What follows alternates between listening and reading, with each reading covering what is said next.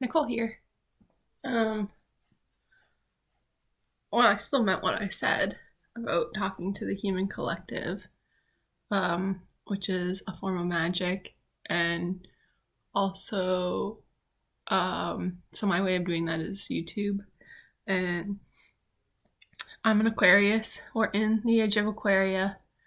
Aquarius is about manifesting your own dreams, and self empowerment and self agency. When I turned 28, that's when the pandemic started. My birthday's February 10th, 1993. So um, I think that's interesting information. Anyways, um, you know, if you stop spending money, you could just really strategically spend money, and that would be a redistribution of wealth. So that's what I mean when I say please stop spending your money. I meant everything I said in those videos. And all my videos that I post, I mean everything I say. I know it's hard to follow sometimes, but one of the reasons it's difficult to understand is because everything is connected. Like, sustainability is based on three main things. It boils down to three things, which for my MBTI homies and I, like, if anyone says, oh, it boils down to this, or basically a lot, like, well, basically, usually they're an NI user. So I'm an NI user, which means that I really know what I want, and I really have intuition regarding myself, but it comes at a cost, which means that I don't really understand what the available options are out in the world. Anyways, that's just a little MBTI aside. I really highly recommend you look into it. It's a useful model. It really is. But anyways, actually, I started my channel wanting to make videos exclusively on MBTI, and no, I'm not actually that dedicated to MBTI. I just like it for myself. So, anyways, radical redistribution of wealth, I don't think that's going to be given to us by our governments at all. So, governments are made up of politicians who their main goal is to maintain their own power. And I can prove it to you. When you go out and there's elections and you're looking to, okay, who am I going to vote for? And you try and do some research and you can't talk to them. You have canvassers, you never see them coming to your house hardly ever. Maybe they're going to rich neighborhoods. Like, where are these politicians? Like, even the people running to be a politician, you never meet them. It's like, are they so like high up on their pedestal? I don't understand. And like, I watch movies like where you see like politicians like having these rallies that are, where they're actually going and being involved in the community. I'm talking municipal level kind of stuff right now.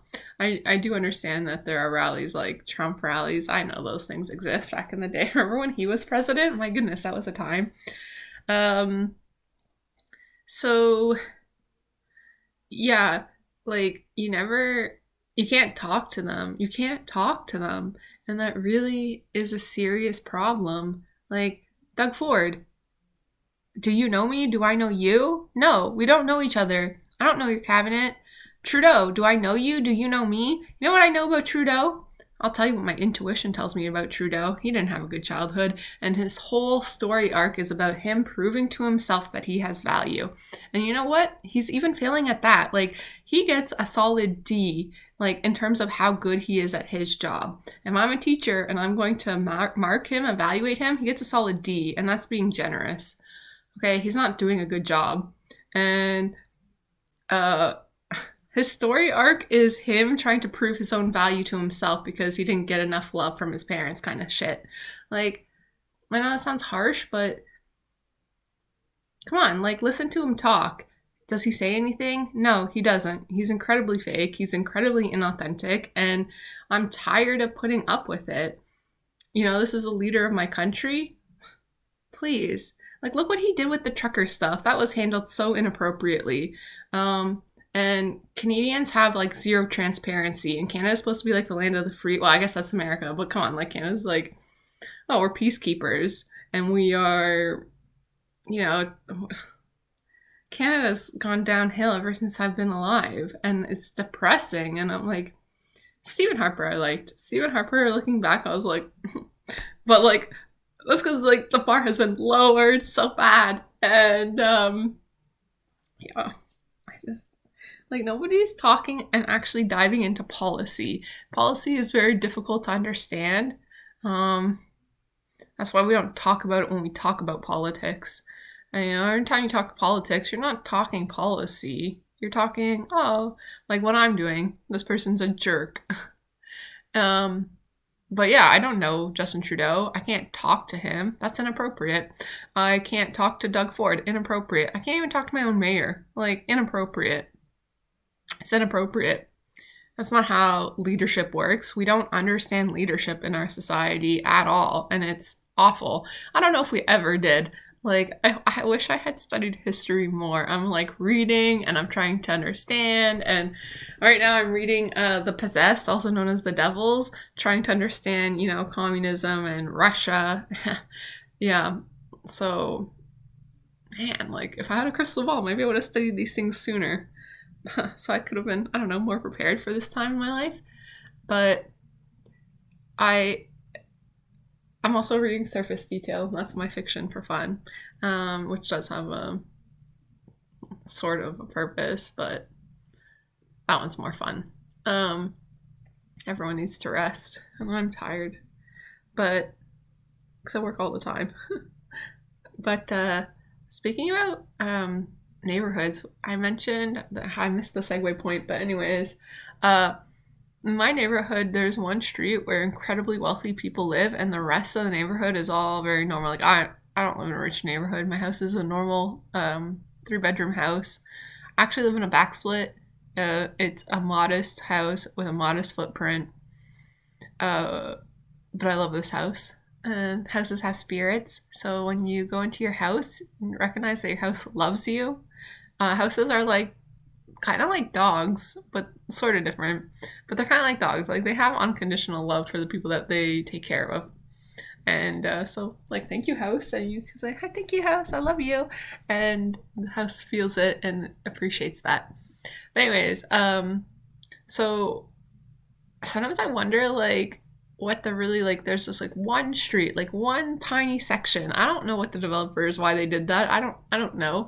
But like, I was walking, I discovered it because I walk my dog a lot, and I have taken him down every single street in my neighborhood, and every cul-de-sac. Anyways, this one cul-de-sac is like, these houses are very big, and they're built in the 80s, I think.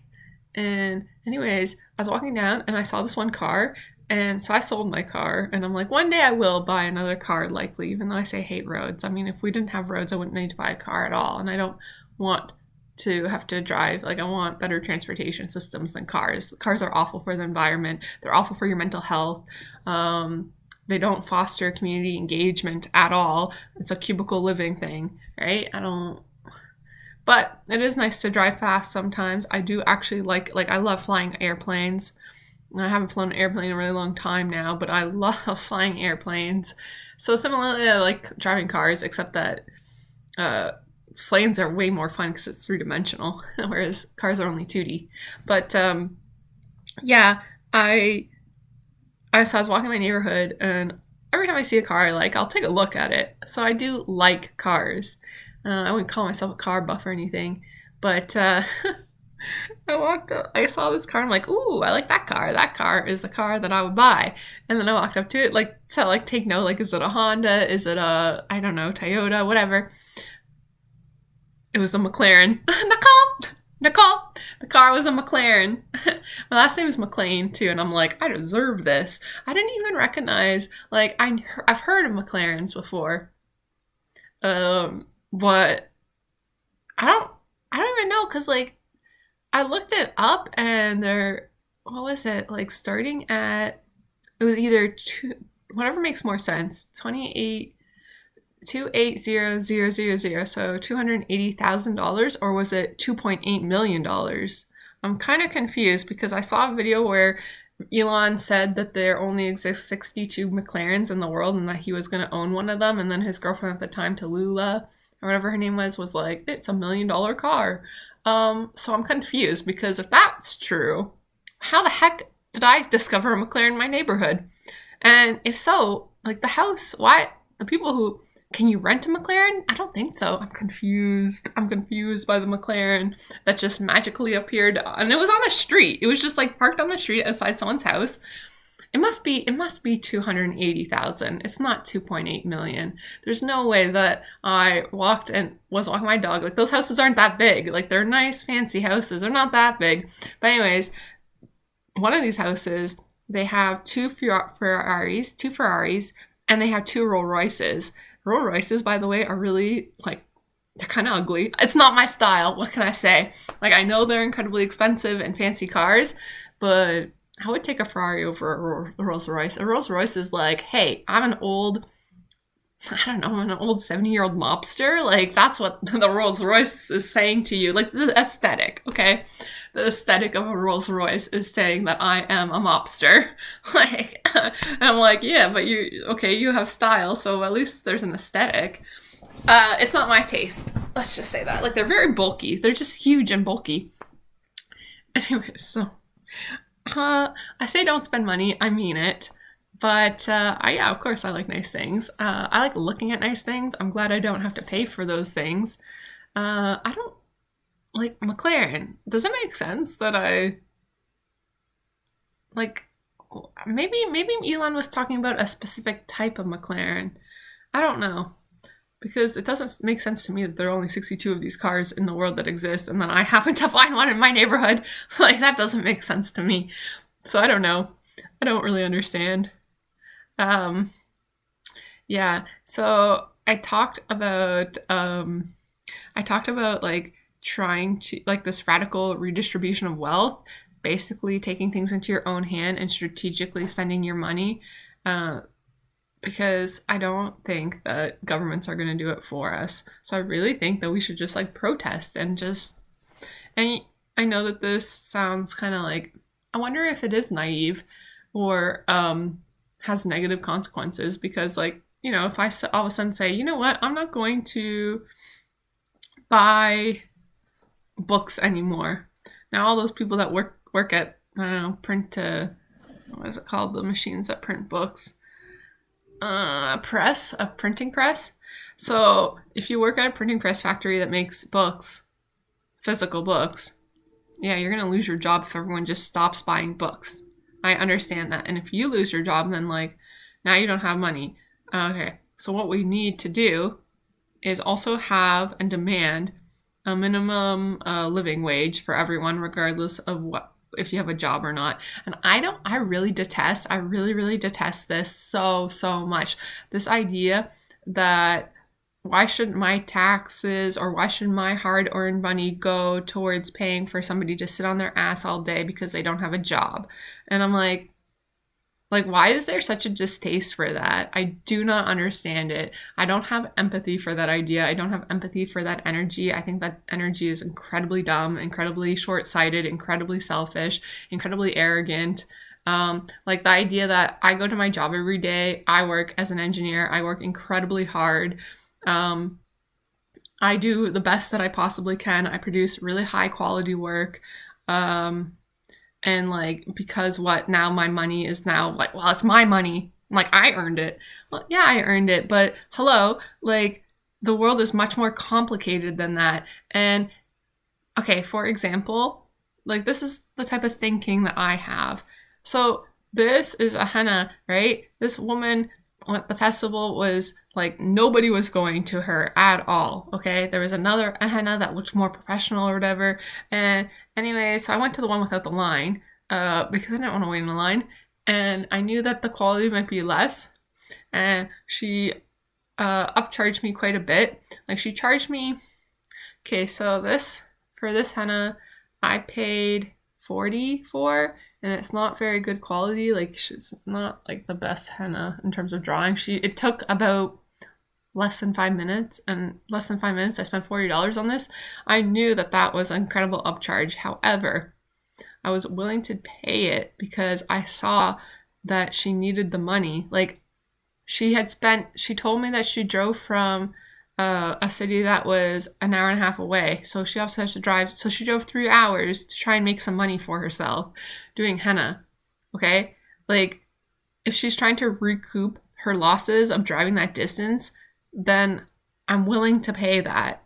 Okay? Like, I don't want her to be at a loss. Okay? Now, is it my responsibility? No, but it happens that I do happen to make enough money that I can afford things like that.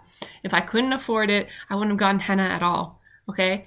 I recognize that. That's my thinking. I think that that thinking is the right idea.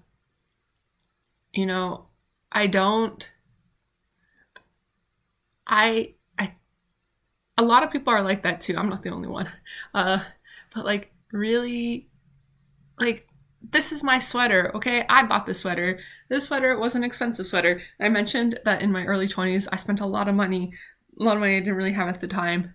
And I liked really nice clothes, and I love good quality clothes. So, yeah, but like, if somebody needed this sweater, I would give it to them, okay? Like, I think whoever needs it, needs it. And unmet needs that go on for too long are not good. And this is why we are seeing such mental health crisis in the States. And it's happening in North America. It's probably happening in other parts of the world. But basically, think about what happened January 6th. Like, why did that happen? Why was there such a violence? Why was Trump able to create something like that? Which, by the way, Trump is not the only one responsible for that, okay? The news has a huge responsibility to that too. So, conditions were created that caused some violence on January 6th. What year was that? Wasn't this January, so it was last January, so 2021? Or, you know what I'm talking about, the resurrection or whatever. Yeah, so like, they're trying to blame Trump, but it's not just him who did it. And I think that it's too convenient to like forget about that. I'm not supporting Trump. I don't care about Trump. I don't think he was a good president. I think he damaged the world. I think that he indirectly, he possibly knew that Putin was going to do what he did and like, Putin did this at the close to the end of this pandemic. It's decisive. It's on purpose. It was planned, obviously. And I wonder how much of Trump knew that, and Trump is somebody who is really in it for himself, and he is somebody who also did not have a good childhood. These people, like Elon, didn't have a good childhood either. It's obvious. And by the way, now that I'm talking about celebrities, which honestly, this is my guilty pleasure. Pop culture is my guilty pleasure. Reality TV too. Erica Jane. I hope you didn't do it. I haven't checked in on you recent, but I hope you didn't do anything unethical, because girl, you sacrificed I don't know, you married Giardi, and I get that. I maybe would have done the same thing as you, but man, there is some kind of karmic retribution happening. Erica Jane. Anyways, look her up, because it's an interesting story, but I don't have time to go into that one. That one's not really relevant. Who was I talking about? Trump, Trudeau, who are my favorite celebrities and politicians, which is basically the same thing. So thank you, Trump, for teaching us that. And actually, that was useful. That was something good that Trump did, because they are all just celebrities. Trudeau, celebrity. Ford, celebrity. Even your mayors, celebrities, okay? Politician, celebrity, same thing. Basically, my NI inferior is telling me this. If an NI Dom could back me up, that would be great, because we know that our society, MBTI, loves NI Doms so much. They're just like, I was gonna say an inappropriate joke, but I'm trying not to be vulgar. Okay, so, oh crap, I really lost it. Who was it that I was about to, Elon Musk, my favorite celebrity. Elon Musk is my favorite celebrity, like, and not for good reasons, okay? I like RuPaul too, for much better reasons. I don't like Elon Musk. I do, but I don't, I like him, there are parts of him I like, but there are parts of him that I'm like, Elon, Elon, can you treat women with respect and dignity, please? Elon, you don't own other humans. Elon, people have feelings. Elon, it's not all just about you not being lonely at night, which, by the way, I have a lot of compassion for. I sound like, at my loneliest, when I'm single, um, I, when I'm single, I have like I don't know, I spent a lot of time, like a long time being single, and it it is lonely going to bed at night, okay, when there's nobody to snuggle with. Like, it is. Okay, and Elon's all about like, I just can't be alone at night. I just can't. Like, yes, you can, but yeah, it's not. I mean, I have empathy for that. Okay. However, does that mean that you should convince Grimes to have a second child with you? Um, and then also simultaneously cheat on her with a Neuralink woman and have twins. Like, those twins were born a couple months before your daughter was born. Like, what is going through your mind, man? Like, I talk about the conversation between men and women. Come on, Grimes and Elon. Like, what is happening? And let's just put Devin Welsh in that scenario too, because like, I wonder what I want to know what's in her mind. It's none of my business, but that's the price you pay for fame. Which, by the way, I don't know if it's worth it. I don't know if fame's worth it. I bet it's not. I think it's incredibly lonely to be famous. I think Grimes started out being lonely, and so maybe maybe she's desensitized to loneliness. Like, if you start out being incredibly lonely, as she did in her life, and her early, like 13 onward life, maybe even earlier, maybe fame is not as intolerable because, well, you were always lonely. So this is just, same thing. Maybe that's how Grimes feels. I'm not sure, but what an incredibly lonely life they lead. And I don't think that other celebrities make, like, because obviously celebrities, since they can't interact with normal people, because the normal people will put them on pedestals. So it's about getting a selfie with this person. It's not actually about having an authentic interaction with this person. Okay, so now you no longer can interact with normies because of that, for the most part.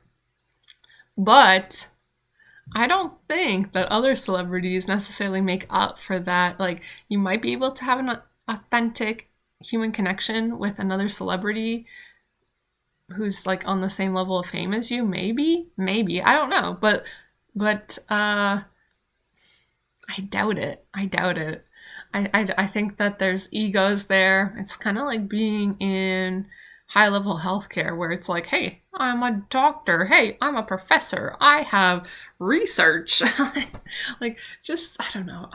I'm in a vulgar mood tonight. These mean jokes are popping into my mind, but I am repressing those mean thoughts down. I don't like arrogance. Although, obviously, like, if I can recognize it in you, this is the concept of mirroring, and people mirror each other all the time. Some people more than others. But if I can recognize that I don't like the arrogance in you, it's really my subconscious telling me, hey, like, that's in you. And you don't like it in this person. So you don't like it in yourself, and you need to address your issues of why you're being arrogant. Arrogance usually is, at the foundation of arrogance is usually deep insecurity of oneself and one's own value. Yeah, usually. Because honestly, we are all one. So you are not better than me, I'm not better than you. Nuh-uh, that don't make any kind of sense when you consider that we're one being, which we are. And we simultaneously, paradoxically, are, how many people exist on this planet? 6 billion? Is it 7 billion now? Maybe it's 8 billion. I haven't looked up the number. When I was growing up, it was 6 billion, but maybe it's like 8 billion now. So yeah, we simultaneously are 8 billion human people on this planet, and also one as well. And I feel it, and I think you could feel it too. It's not easy to understand. I don't really expect everyone to understand it. I don't think I understand it, but it's true. I really, yeah, it's true. So the idea that you're better than me or I'm better than you really doesn't make any kind of sense. Like, is this arm better than my nose? It don't make any sense. It really don't.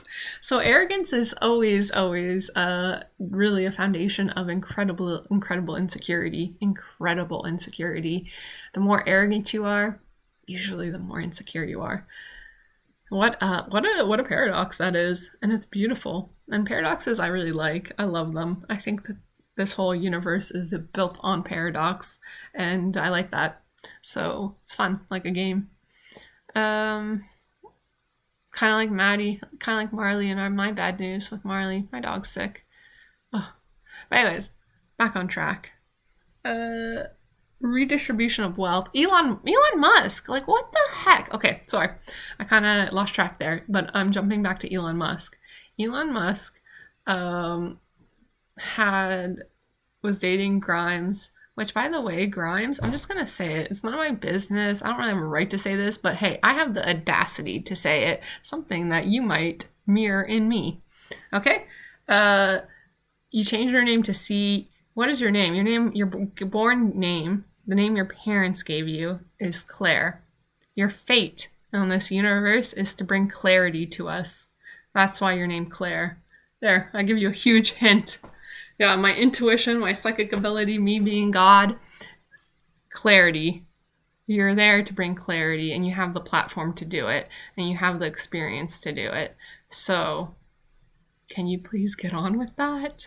I'm sorry, now that is arrogant. To tell somebody to get on with their life and sole purpose is arrogant. Okay, you can't really rush these things, but if I may, can you just here's a huge hint. Clarity.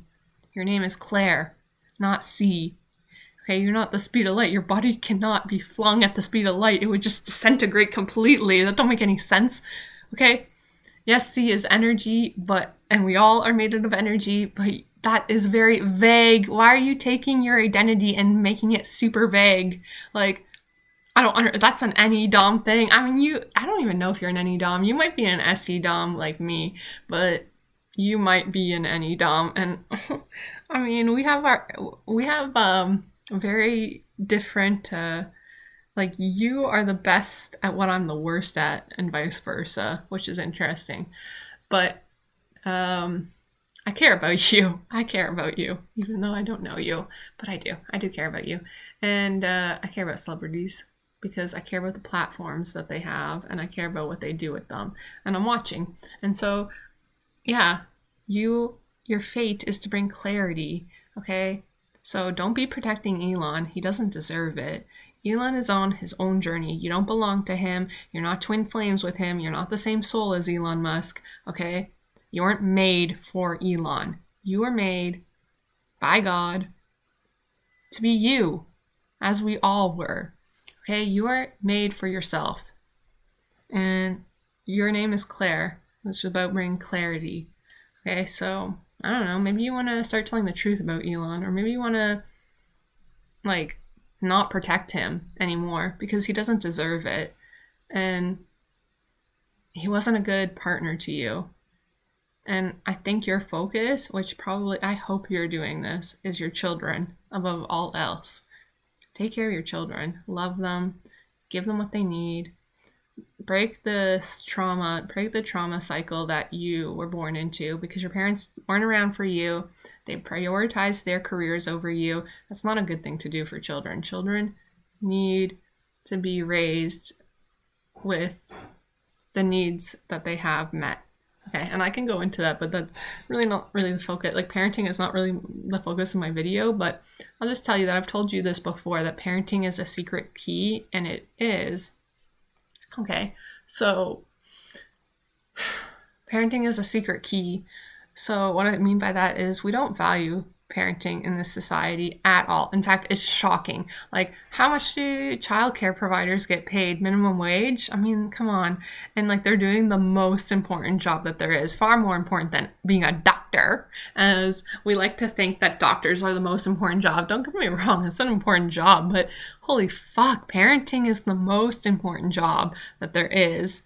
It is the most important job that there is. You have such influence, such impact over another human being and the rest of their life. Yes, it is incredibly important that children are raised having their needs met. They need to feel safe. They need to have healthy food. They need to have exercise. Okay, don't give your kids Ritalin because they can't sit for 6 hours straight. Okay, that's dumb. Kids aren't designed to sit for 6 hours straight in a shitty school environment. Okay? So yeah, like we don't value childcare, and that is shocking, and it's inappropriate, and it's not acceptable. I have cried over this. I've been upset over this. The idea that like I see a huge barrier in my life to having children. I'm not willing to have children if I can't do it in a way that I know is conducive to how humans develop. Okay, so I will not, like, working 40 hours, like let's say I don't know, don't have a husband or a boyfriend and I'm a single mother. Okay, like I'm not willing to work full time and take care of my children. Even if I have a partner, I'm not willing to do that. Why? Because my children need me to be there with them. Okay, so like the majority of dual income families, and again, this is not me passing judgment on you if you are in this scenario. You are in this scenario not because necessarily you chose it, even though you may think you chose it. No, you didn't choose it, okay? This is what society pushes you to do. So we are products of our environment, all of us. So this is not judgment being placed on you, but I'm pointing this out to the human collective, that it is not acceptable to say that okay, so what's the norm? Two dual income family. So both parents work full time. It doesn't work, right? Because like you have a 3-year-old, okay, you have a 2-year-old, let's say. Okay, they wake up at 7, but you start work at 8, and they have to go to bed at 7, but you finish work at 6. How many hours a day do you spend with your 3-year-old? That is not enough time. Okay, it's not enough time to raise your child, so now you have to outsource raising your child to somebody else. And who do you outsource it to? Daycares. Daycares hire people who can't do anything else with their lives because they're not smart enough to go to university. That's the truth. Look at ECEs. There are some ECEs. Yes, obviously there are some ECEs who are really good, early childhood educators, that are really, really good at doing that and wanted to do that. Well, they don't get paid. They get paid minimum wage. So you get a lot of people who have developmental delays. You get a lot of people who are not smart and they're responsible for raising children.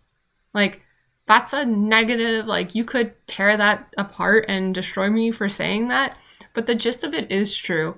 And that's not appropriate. It's like, and then society says, well, we don't value nannies and we don't value early childhood educators because anybody can do it. That's not true either, okay? Like, I've seen lots of child abuse going on in these daycare centers where you just let 2-year-olds cry for an hour, 2 hours. You shouldn't let a 2-year-old cry. Like, if they are getting hysterical, you pick them up and you comfort them and you mirror their emotions and you tell them, hey, I'm noticing you're upset. You're crying. You are upset. You're feeling sad. You're feeling angry. Okay, that's called emotional regulation. You're teaching them how to regulate their emotion, which starts by helping them identify their emotions. Anyways, like, early childhood development is not easy. It's not something that anybody can do. Okay, you have to kind of understand it. And it takes like we don't even teach anyone how to do it. So, did anyone teach you how to be a parent? Like, no. There's no course in high school how to parent. You learn it from your own parents. Well, lots of people didn't have good parents, obviously. We see a lot of emotional wounds. And none of this is anybody's fault, FYI. Okay, if your parent hit you and was a bad parent, they're a product of their environment too. Okay, this trauma gets passed down. And honestly, although this came from World War I and II, imagine like you have 10 kids, your husband gets sent off to war, dies. Like, obviously, that's going to be very difficult and destroy it. Like, the World War I and World War II destroyed families, and it affected absolutely everyone. And we are still dealing with the aftermath of both those wars. So, you know, a lot of emotional wounds, a lot of emotional wounds exist on this planet, and it is making it hard for people to trust one another. It makes it hard for us to actually build healthy communities. I mean, from what I've seen, the healthiest community, well, actually sports actually, I did follow up with that plan, and like, I love playing beach volleyball. I really love beach volleyball. And I talked about community at work. I talk about community through music and arts, which is, really, really important and should be fostered as much as possible in all cities. But, for the majority, like a lot of people don't have community, and their community is online communities, which honestly is not a substitute for actual tangible 3D community. It's not. Okay, so the internet is just a tool to communicate with one another, and that's it. Okay, you can look up on Wikipedia anything, you can learn anything off of YouTube, but it is not.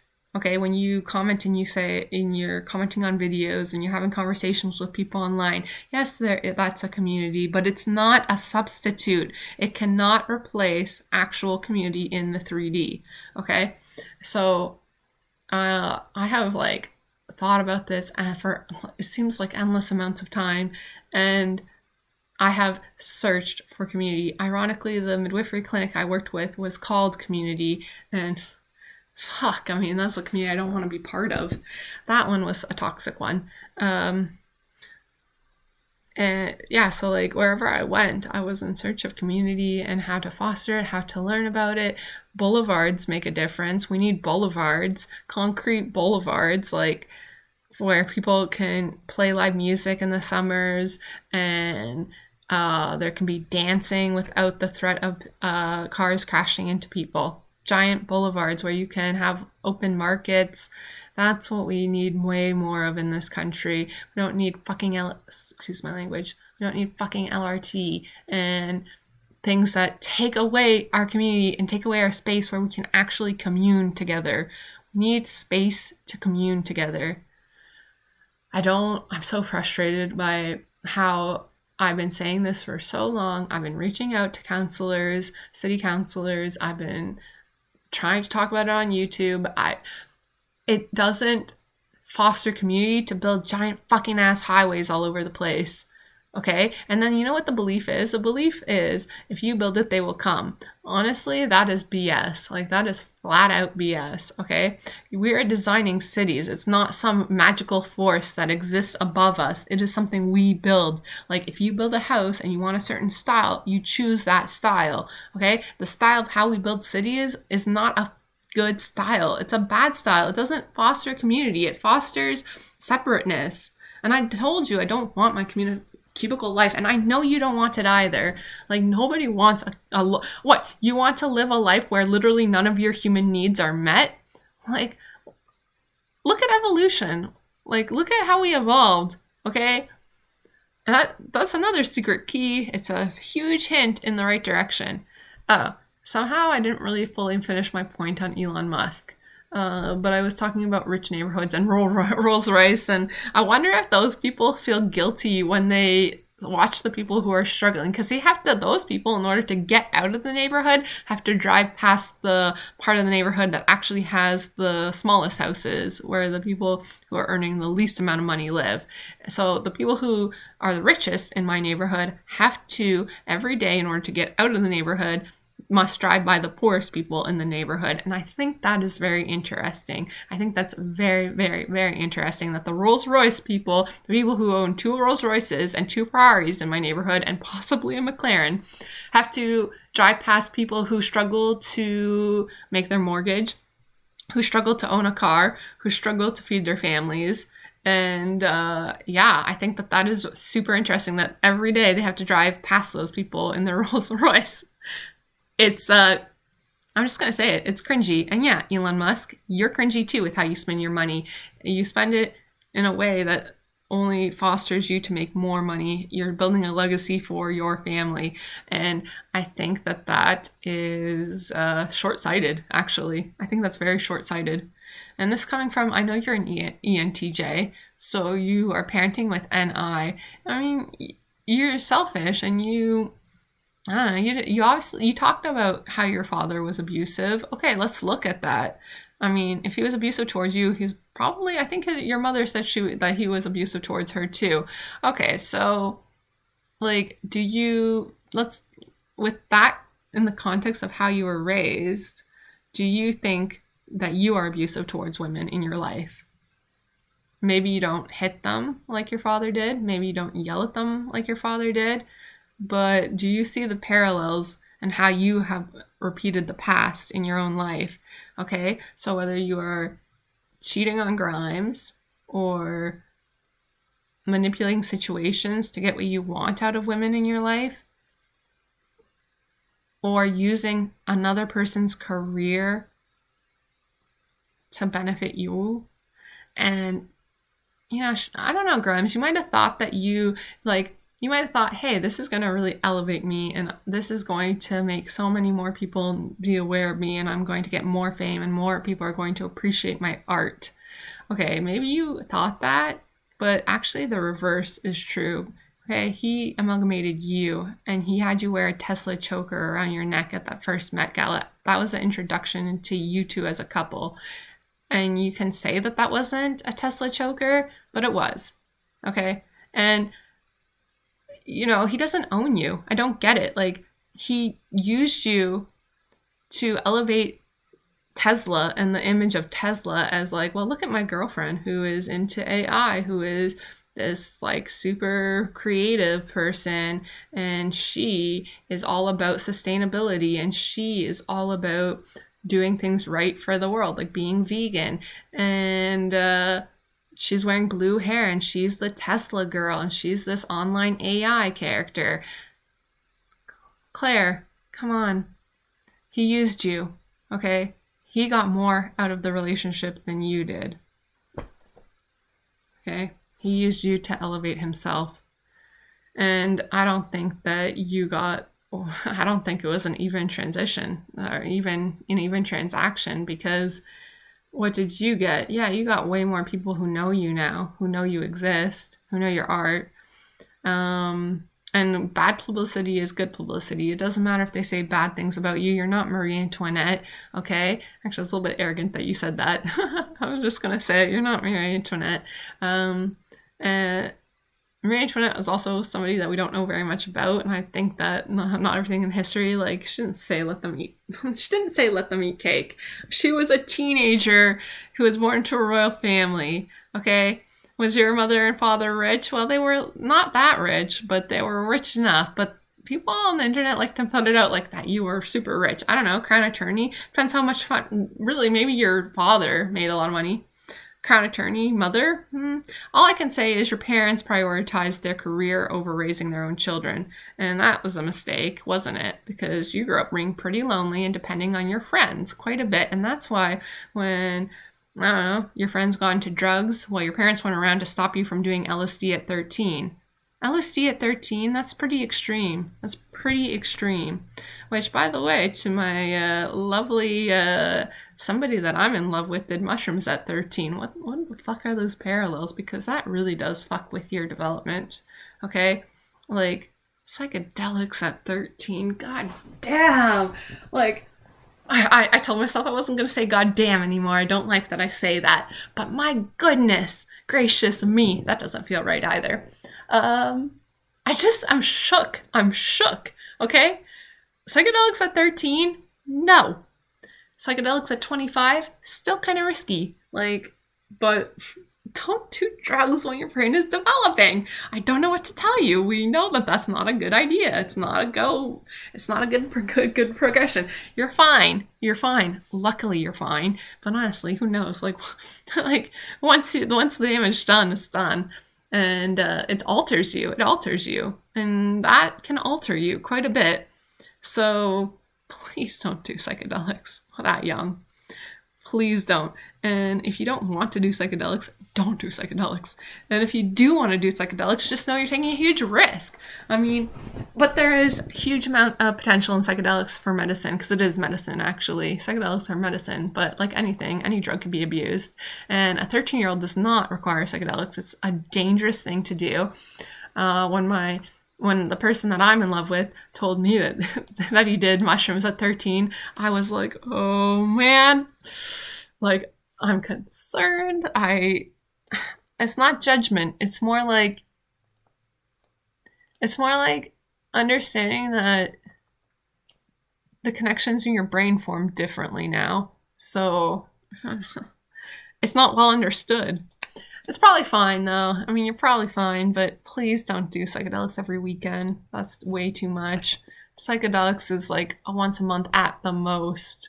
Really, at the most. I mean, there's different periods of your life where you're going to do it more often than others, where, like, I don't know, you'll go on a weekend trip and do ayahuasca 3 times in a row. Okay, that's fine. But, I mean, also, well, okay, one thing to look at is shamans. Shamans do low levels of ayahuasca all the time. Lower, right?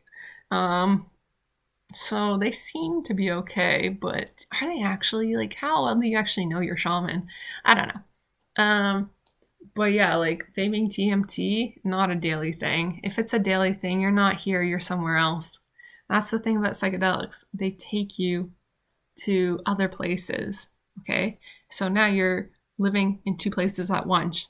Living in 2 places at once is okay for a short period of time.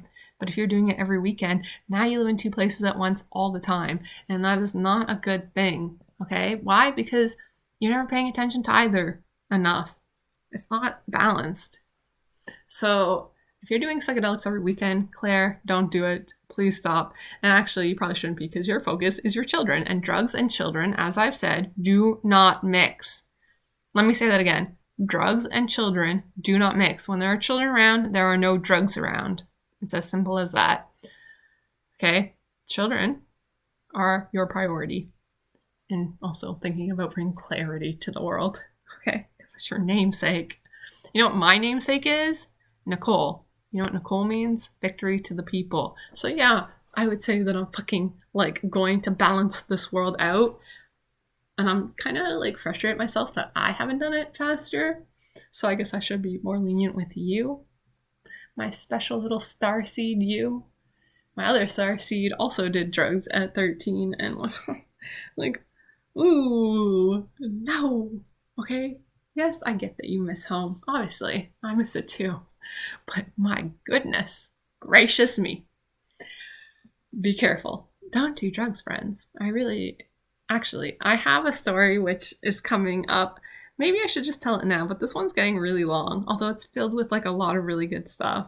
You know what? I'm just going to say it all in one video. You know, clearly I need somebody to collaborate with me, to help me to edit videos and to actually get things structured, because I find it really difficult to work on my content, to live my life so that I have experiences, so that I can comment on them, so that I can understand politics, celebrities, and the energies out there in the universe, the war, money, capitalism, sustainability, socialism, Marxism, Jordan Peterson, his daughter, who honestly kind of rubs me the wrong way. I don't like that saying either, because really, what does that mean? Really, like, rubs me the wrong way. I don't like that saying. That's vulgar, but she does rub me the wrong way. Yeah, there's something about her that... But anyways, she's probably a good person. I'm not saying she's a bad person, but I'm just saying she rubs me the wrong way. Why do I keep saying it when I don't like it? I don't know, Nicole. Why do I always push myself to these extremes? Okay. Claire, bringing clarity to the world and using your platform. You've been given the tools. Now it's time to do the thing that you're kind of meant to do. Okay? And I'm trying on my end to do the things that I am meant to do, which is way harder than I thought it was going to be going into all this. And, like, all these people are not kind of, like, I don't know, we're all kind of in a weird sort of place right now, but we're in a shift. And shifting towards the better for sure. Yeah, but no need to protect your man. I don't think I'm going to protect mine. Yeah, it's going to be up to him to protect himself. Care to explain yourself, Musk? Like, come on, Musk. Like, whose idea was it? Whose idea was it to have children? Oh, I was about to transition to talking about me and my own personal experience. Was it midwifery? Am I ready to talk about midwifery yet? Oh gosh, there is some demons there, I'm telling you. I'm telling you, there are demons in midwifery, and it is not pleasant to deal with the midwives. I mean that metaphorically. See, that's the thing about me. You can't always tell, am I serious? Am I not serious? Am I literal? Am I metaphorical? I do that sometimes on purpose. Not like I don't think about it, but I use that kind of stuff to my advantage. So there you go. Sometimes I'm serious, sometimes I'm being literal, and sometimes I'm not, and you'd never quite know. You never quite know what Nicole McLean believes, okay? But that is because I'm private about myself and what's going on in my inner world, and that's okay. So, yeah, Elon Musk, was it his idea for you to have your 2 kids? Was it him who wanted to have the kids, or was it you? I kind of feel like it was him. You know why I think it was him? Because you were once kind of, you're not somebody who kind of seems like she wanted to be a mother. It kind of seemed like it more like happened to you. In fact, didn't you have an interview where you talked about the very first time you had sex without a condom, and you're like, it was like I was giving up my power, and I was like, I'm going to reveal something about me. I've risked it a couple times, and I didn't even think about it. I was just like, I don't know. And like, you made such a big deal out of it. Like, and I don't know. The very first time, I don't even remember. Maybe it was with my first boyfriend, maybe not. Maybe it was somebody else, my second boyfriend. Honestly, I don't remember these things in the past anymore. But you like really made a big deal of it. You were like, I gave up my power as a woman because I had unprotected sex. And, I guess that's true. Not really though. More like you're deciding to have a child. So that's what you did. That's not giving up power, but that's anyway. So to me, the fact that you said it like that kind of suggests that it was him who was like, I would really love to have a child with you. And you were like, whoa. And he's like, I love you so much. And you were like, he loves me so much. This is my man. I was made for him. Let's have a child together. Like some of the stuff you say about your relationship, Claire, come on. You were not made for Elon, okay? And you were made for yourself. I've said that before. I'm saying it again to you. You're made for yourself. And so, whose idea was it to have your daughter? Okay, so you had this secret baby, the surrogacy. Yeah, that's fair. It's your own private business. You don't have to share the world with what is happening. But, okay, we do know that you have this daughter. But simultaneously, you were breaking up on and off again with him. I imagine it's because he was having an affair on you. But you didn't say that. What was said by Elon was that you guys are separated because of the travel distance. Yeah, what? Because he can't sleep alone? He can't spend a couple nights without you while you're in LA? I don't know what your schedule looks like, and honestly, I don't care.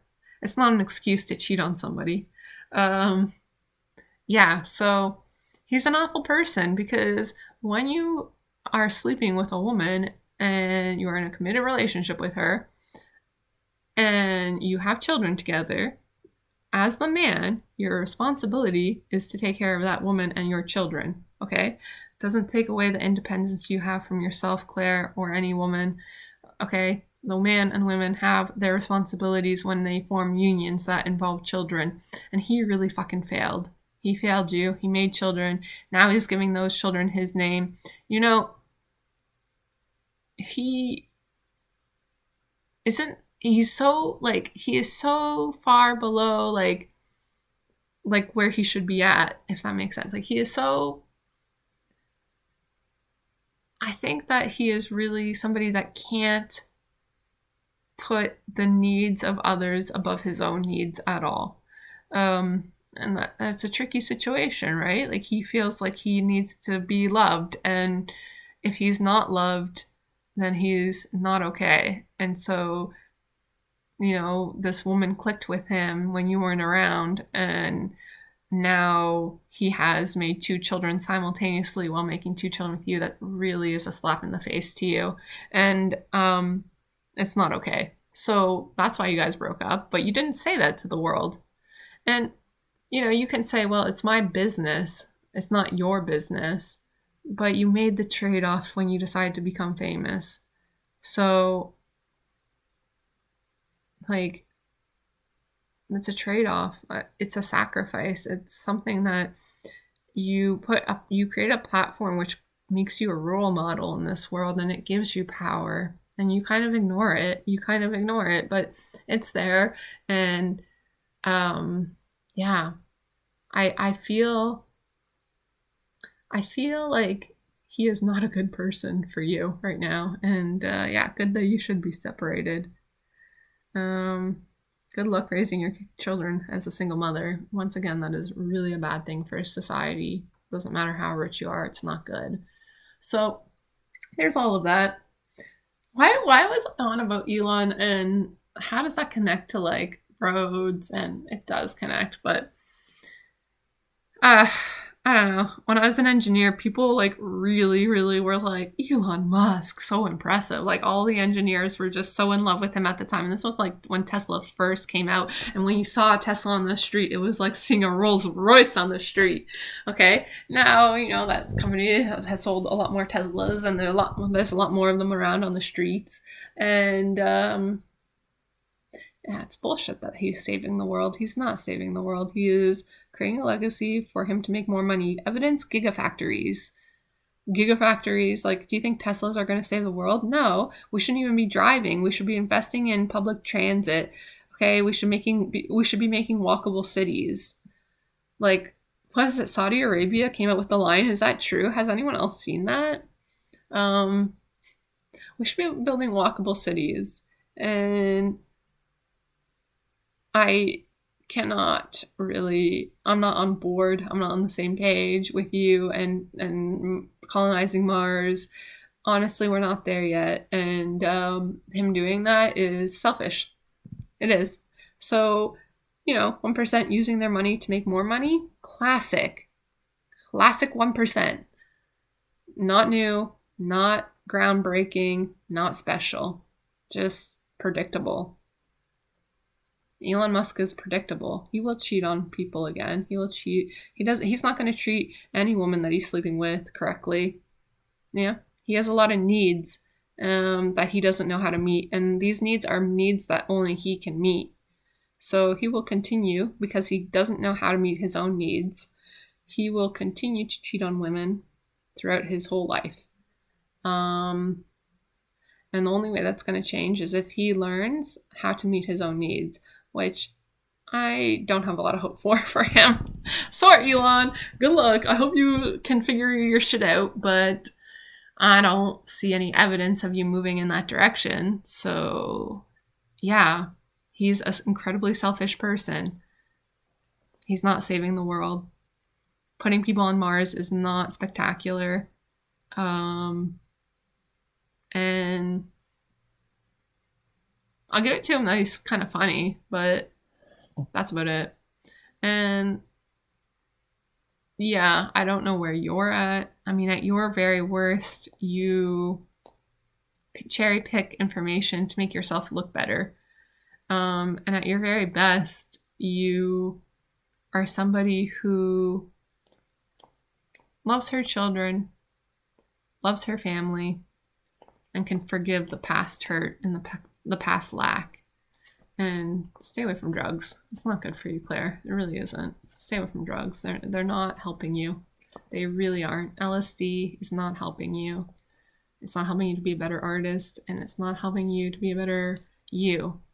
And it's not helping you to find yourself either. And either your tattoos. You know what you keep doing? You keep making your identity more and more vague, and then you replace it with things that, like, tattooing your body to make yourself look like a fairy. You might have an affinity towards fairies, just like Terrence McKenna. Terrence McKenna also had an affinity towards, no, for him it wasn't fairies. For him it was elves. He was into the elf game. Wait, elves and fairies, aren't they the same? Gnomes. No, it was the elves. Terrence McKenna, yeah, elf. Very elfin. And when he talked about doing psychedelics, he was like, and the elves came and they're always so glad to see me and they're singing at me. And I'm like, honestly, I've never encountered the elves, and I'm kind of like, why? Terrence McKenna was like, the elves are so nice. They always come out to play. For him, they did. Not for me. You know who comes to play with me?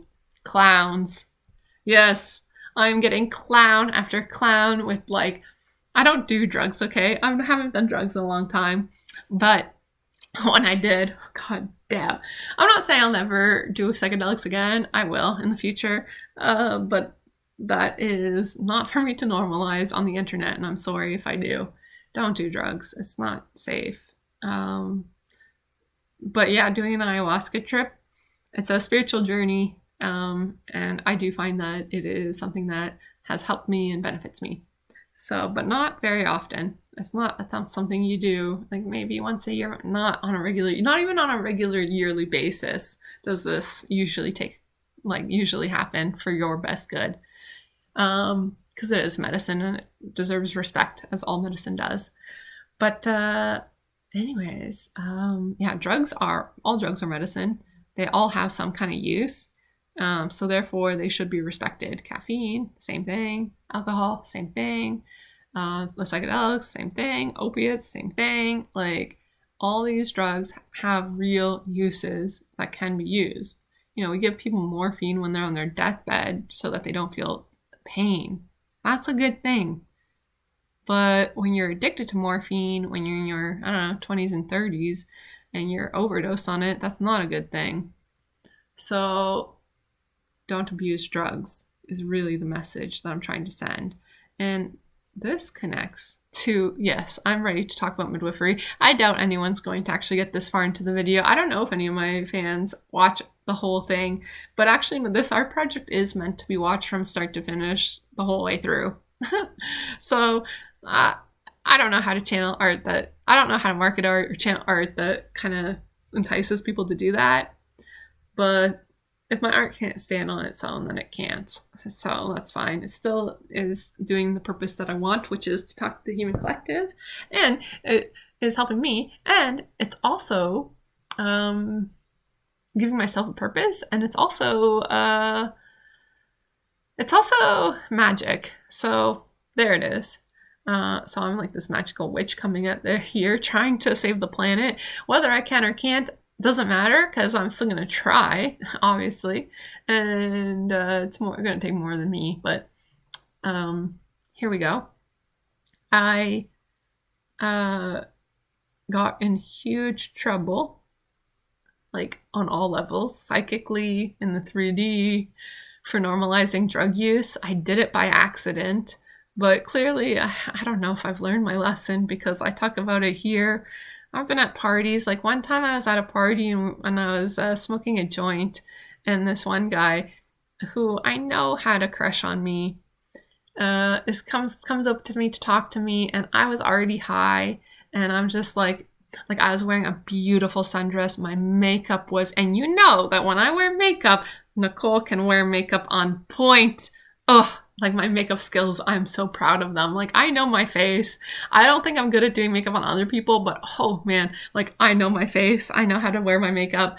I know what looks good on me. And yeah, so I had a beautiful face on. I had my hair beautifully done. I was wearing a beautiful maxi dress, which maybe I'll wear it in one of my videos because it's such a beautiful dress. So I just looked like a goddess, which I am a goddess, FYI. And but I was like really like looking at, I was really showing it off.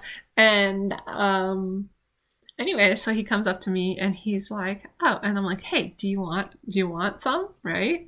And I'm like, do you want some? And then he was like, oh, I haven't smoked actually in 2 years. Like, I probably shouldn't. I'm like, oh, okay, right? But then I just kind of like turn away and I'm just like laughing and like making it look so good. It's like if I could have been like from the 1950s on a cigarette ad, like I was selling it. I didn't do it on purpose and I wasn't even thinking about him. Like I didn't care whether he smoked or not. But then he came over and sat beside me and then he did smoke pot. And, oh, you know, I felt guilty later on because I could tell that like it was a bit too much for him and that he actually is somebody who has a borderline personality disorder. And so like, I don't know, I don't think like even just sitting at a party enjoying a joint is normalizing drug use to some extent.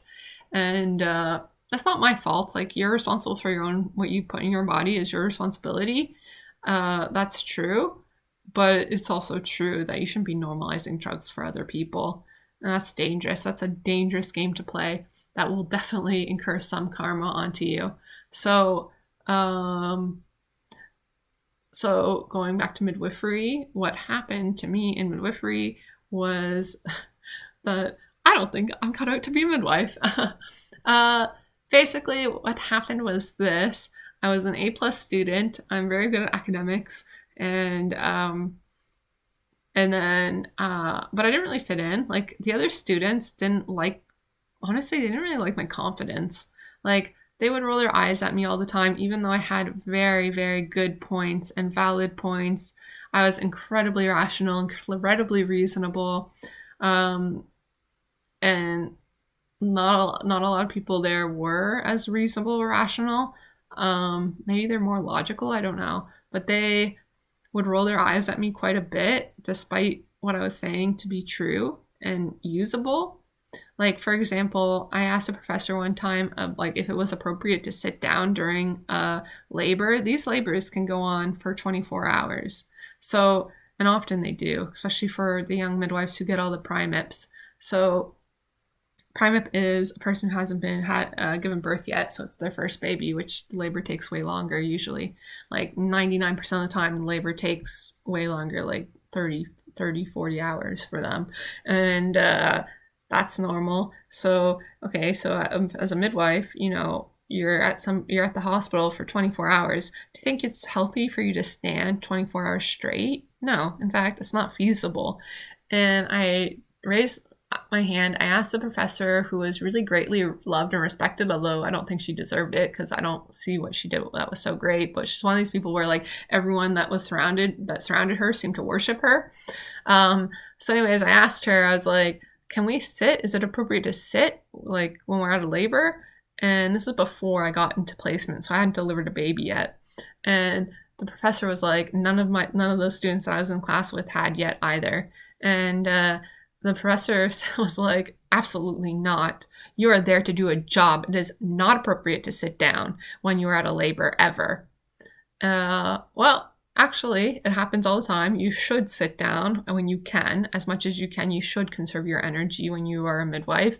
So, I knew that answer was wrong. I just knew in my heart. I'm like, well, that's not feasible, right? But instead of saying that out loud, what I did was I raised my hand and I asked the same question, but using different words, completely different words, as if it was a different question, but it's the same question. I can't even remember how I worded it because I'm like, can we sit down during a labor? Okay, the answer is no. And then I was like, when we are at labor, how must we rest? Is it possible that we can sit in a reclined position? I guess I was a bit of a troll, so maybe this is why they didn't like me. But I said that, and then of course the professor's like, no. And then again, like 5 minutes later, I raise my hand again, and I'm like, so when we're at a labor and our feet are tired, what should we do?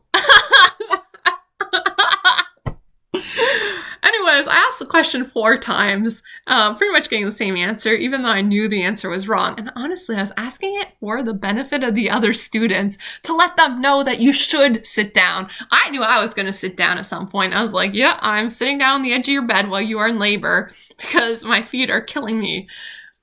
Like, you want your midwife to pass out while you're in labor? No, you don't. So she needs to sit down at some point, obviously.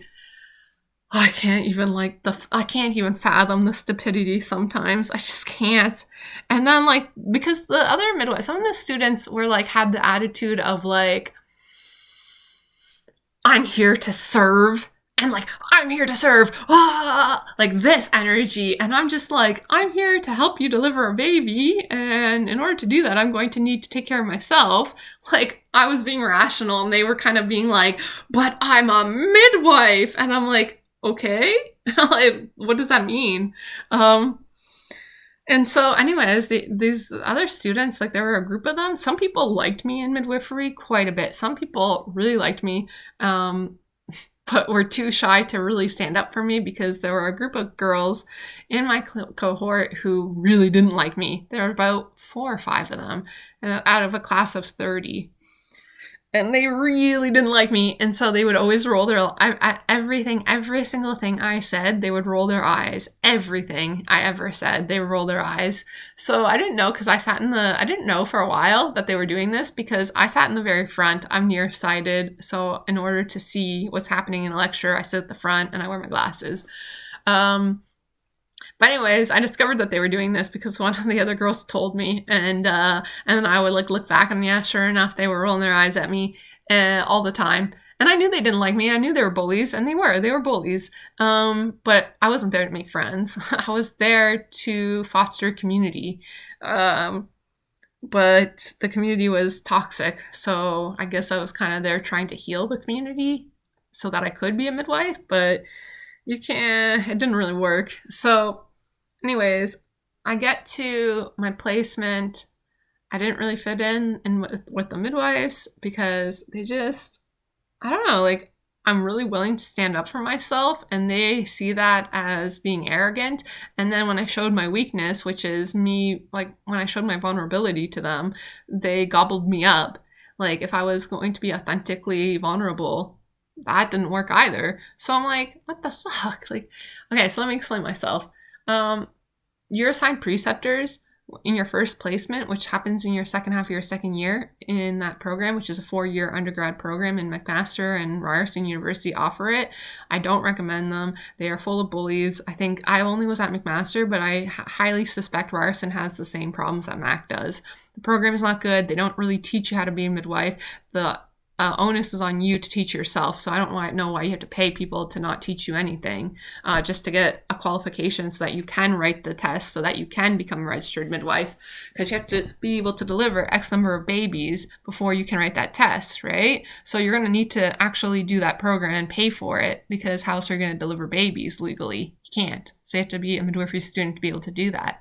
Okay? So, but they do not teach you anything there. Like, I took anatomy and physiology. I learned nothing. That class was poorly run, where they had engineering students, they had nursing students, they had midwifery students, they had health science students, like 1,000 different students taking this incredibly difficult, challenging course. One of the reasons it was so challenging was because it was run so poorly, where you get like this, at the end of the course, you get 100 questions that are incredibly difficult, incredibly specific questions about the human body. And it's multiple choice from A to like maybe there's 7 answers on the Scantron that you can choose from. And that's their version of teaching you anatomy, which is honestly garbage. It doesn't teach you anything. And then my pharmacology professor also could not teach, and she wouldn't teach us anything, and she kept telling us how good we were as students, like, I'm so proud of you. Meanwhile, all of us felt like we didn't know anything because she wasn't teaching us anything. And the people who run the program, called the MEP, the Midwifery Education Program, was emailed by several different students asking them to take a look at this, because this professor was acting inappropriately towards us, and nobody sat in. Nobody, and she still teaches pharmacology at McMaster in second year, first semester, second year pharmacology. That professor is emotionally abusive towards the students. She read a poem to us that was 20 minutes long, that was very uncomfortable to sit through, all about how she was so proud of the work we had done, but meanwhile, we didn't do any work because she didn't teach us anything.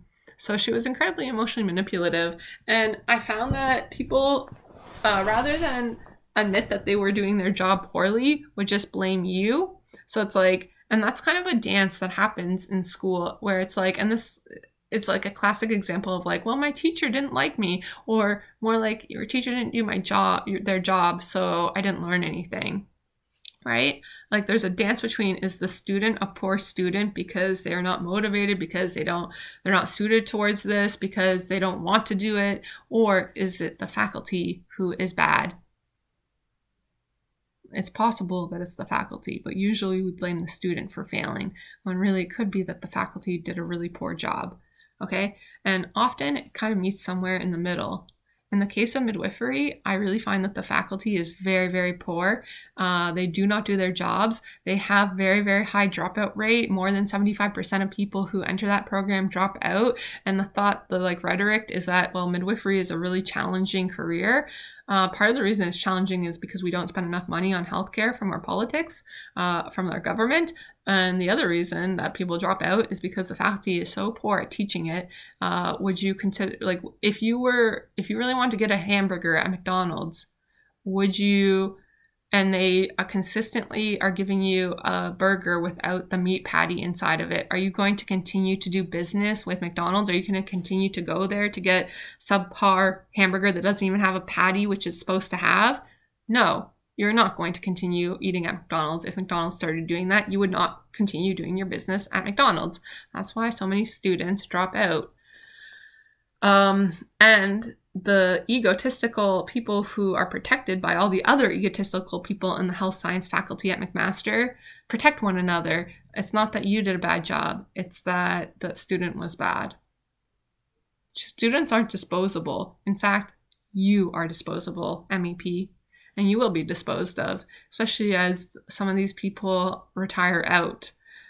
Because there are some amazing people in the world of midwifery. There are some, but they are like diamonds in the rough that are really hard to find. And I hope that they are the ones that end up taking over for some of these people who did such a bad job. The dean specifically of McMaster University's midwifery education, midwifery dean, so the dean of the midwifery education program, is particularly bad at her job, and she is particularly arrogant. I think she sees me as being arrogant, but I already mentioned to you that mirroring is a real thing. When you see somebody as being strongly arrogant, it usually means that you're arrogant and that you're mirroring each other. I wouldn't say that I'm as arrogant as her, but I have enough audacity to, I don't know. I don't see myself as arrogant. I mean, I see myself as, I say that I'm arrogant. There's arrogance that lives inside me to some degree, but it's not very much, actually. I mean, it's enough to get me to believe that I could save the world, and that's about it. And that's it. And that's arrogant, but it's worth trying anyways, even if, and my desire to save the world is also from a need to do it for my own sake, for my own safety.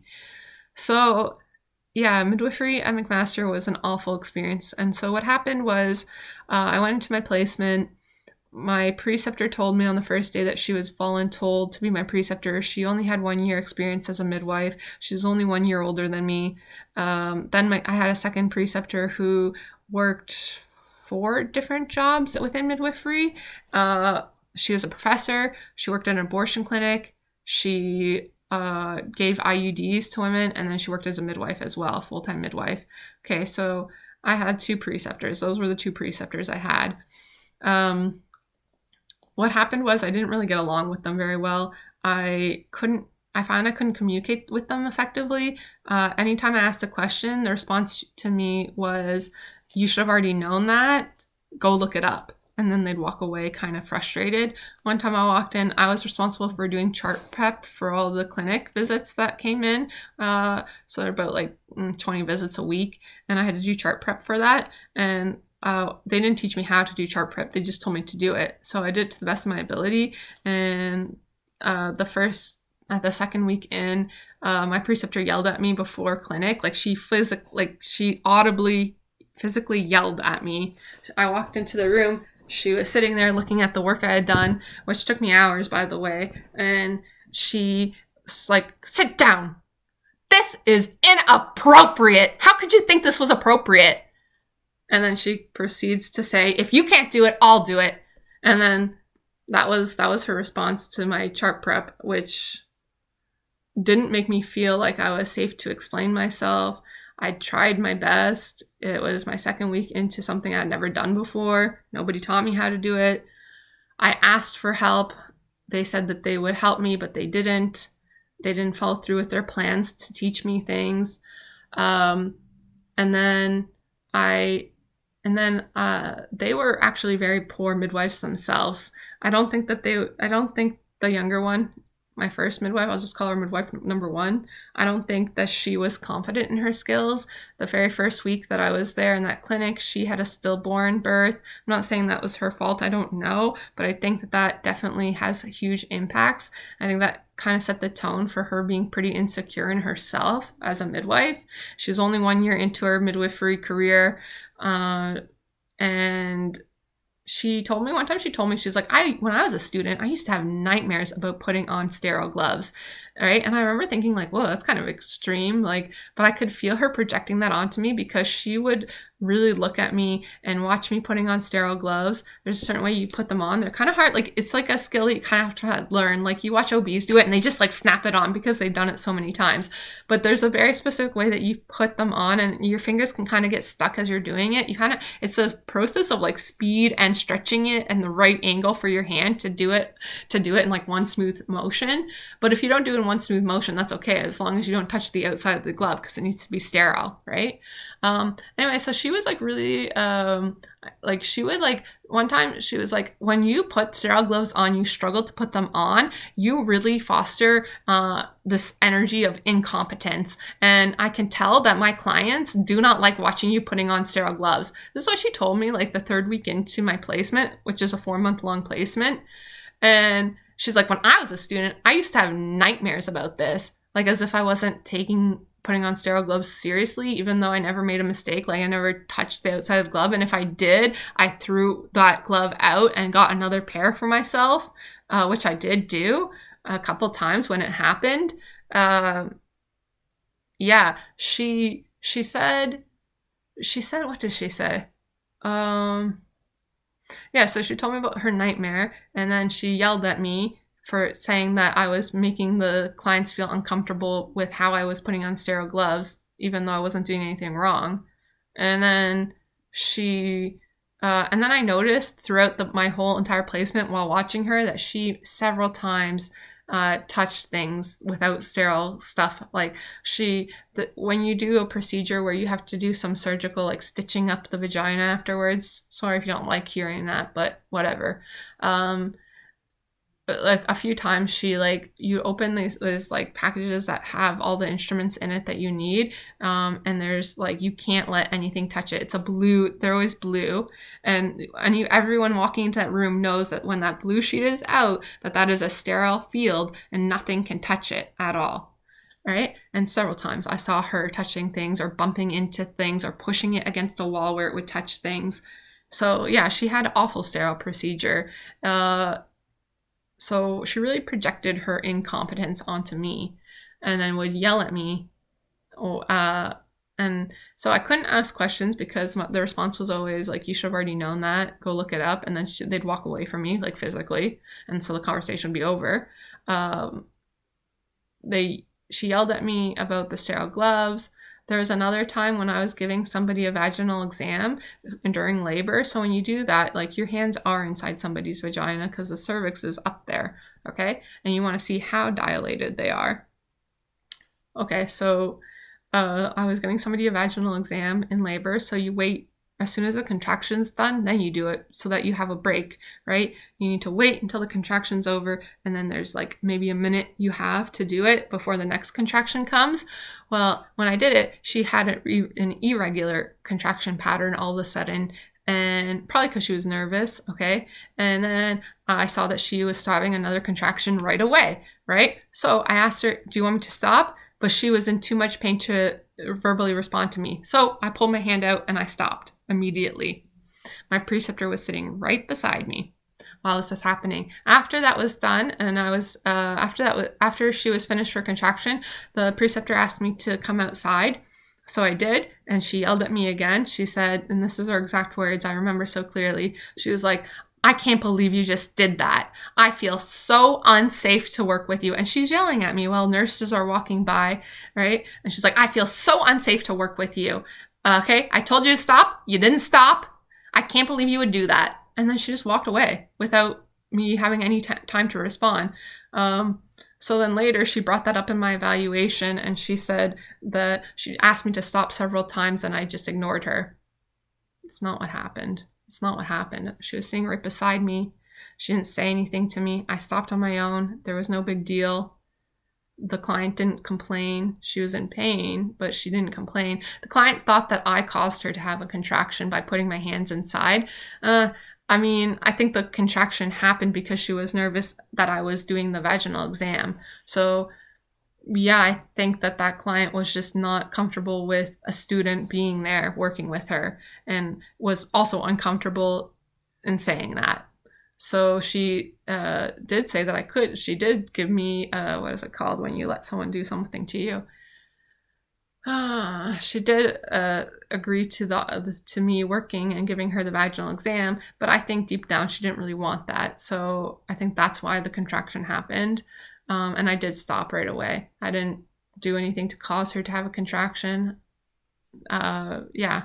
And anyways, when I was on the very last day of placement, that maybe happened halfway through my placement.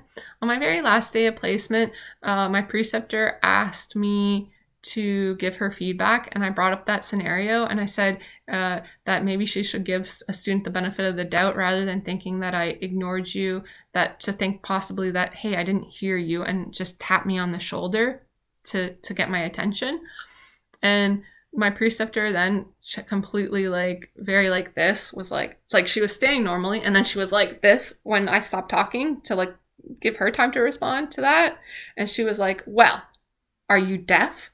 Do you have a disability? And I was like, not that I'm aware of. And she's like, as your preceptor, you, the student, are responsible for being aware of me and what's happening with the client. And then she said to me, and this was her words, her exact words, I think. And then she said to me, as the preceptor, as your preceptor and the midwife, I'm worried that my client feels that you are sexually assaulting them. That's my thought process. And she's like, I'm not saying that you did sexually assault her. I'm saying that I'm worried that my client would think that you're sexually assaulting her. I mean, at that point, there's a certain psychic or intuitive level. I don't know what word to call it. Psychic isn't the right word, but there's a certain level of subconscious or things aren't really being spoken, but the energies are there. I mean, that was a threat. That was I'm supposed to be giving you feedback about being a preceptor and a student because you will have other students in the future likely. I said to give me the benefit of the doubt that I didn't hear you, rather than to assume that I ignored you. And then her response to me was basically to say that she was worried that the client was going to think that I was sexually assaulting her. I don't, to me, that's a threat. She's threatening to claim that I sexually assaulted somebody who didn't even say that about me, and the client never said that. The client never said that she felt that way. So I really felt unsafe to continue giving feedback to that preceptor. And I didn't. I just, nodded and didn't continue talking to her. I don't think preceptors, oops, my battery's running low. I'm not done talking about this though. So sorry, this is a long video. I would like to chop this up so that it could actually be digested by people, because what I have to say is important and valuable information, especially for anyone looking to go into midwifery. It's actually valuable for anyone in midwifery as well. You're not dealing with people who are safe to work with. That was my experience. I'm an experience of one person, but there was more stuff that happened. Okay, so that happened. There was what else happened? So there was that instant. Okay, so there were a lot of instances similar to that. Okay, there was another instant where there's medical documentation when you have to keep track of birth, the heart rate of the baby and the vital signs of the mother. So there's all documentation that happens as you're in labor. And this is important to like not lose. It's called what is it called? Sorry, I don't really remember, it's late, but it's a postpartum, not postpartum. It's anyway, prenatal record chart. So prenatal chart, that's not the right term either. I can't remember what they're called. I'm sorry. But it's where you record all the stuff that you have to record when the person is in labor. And anyway, so there was a time when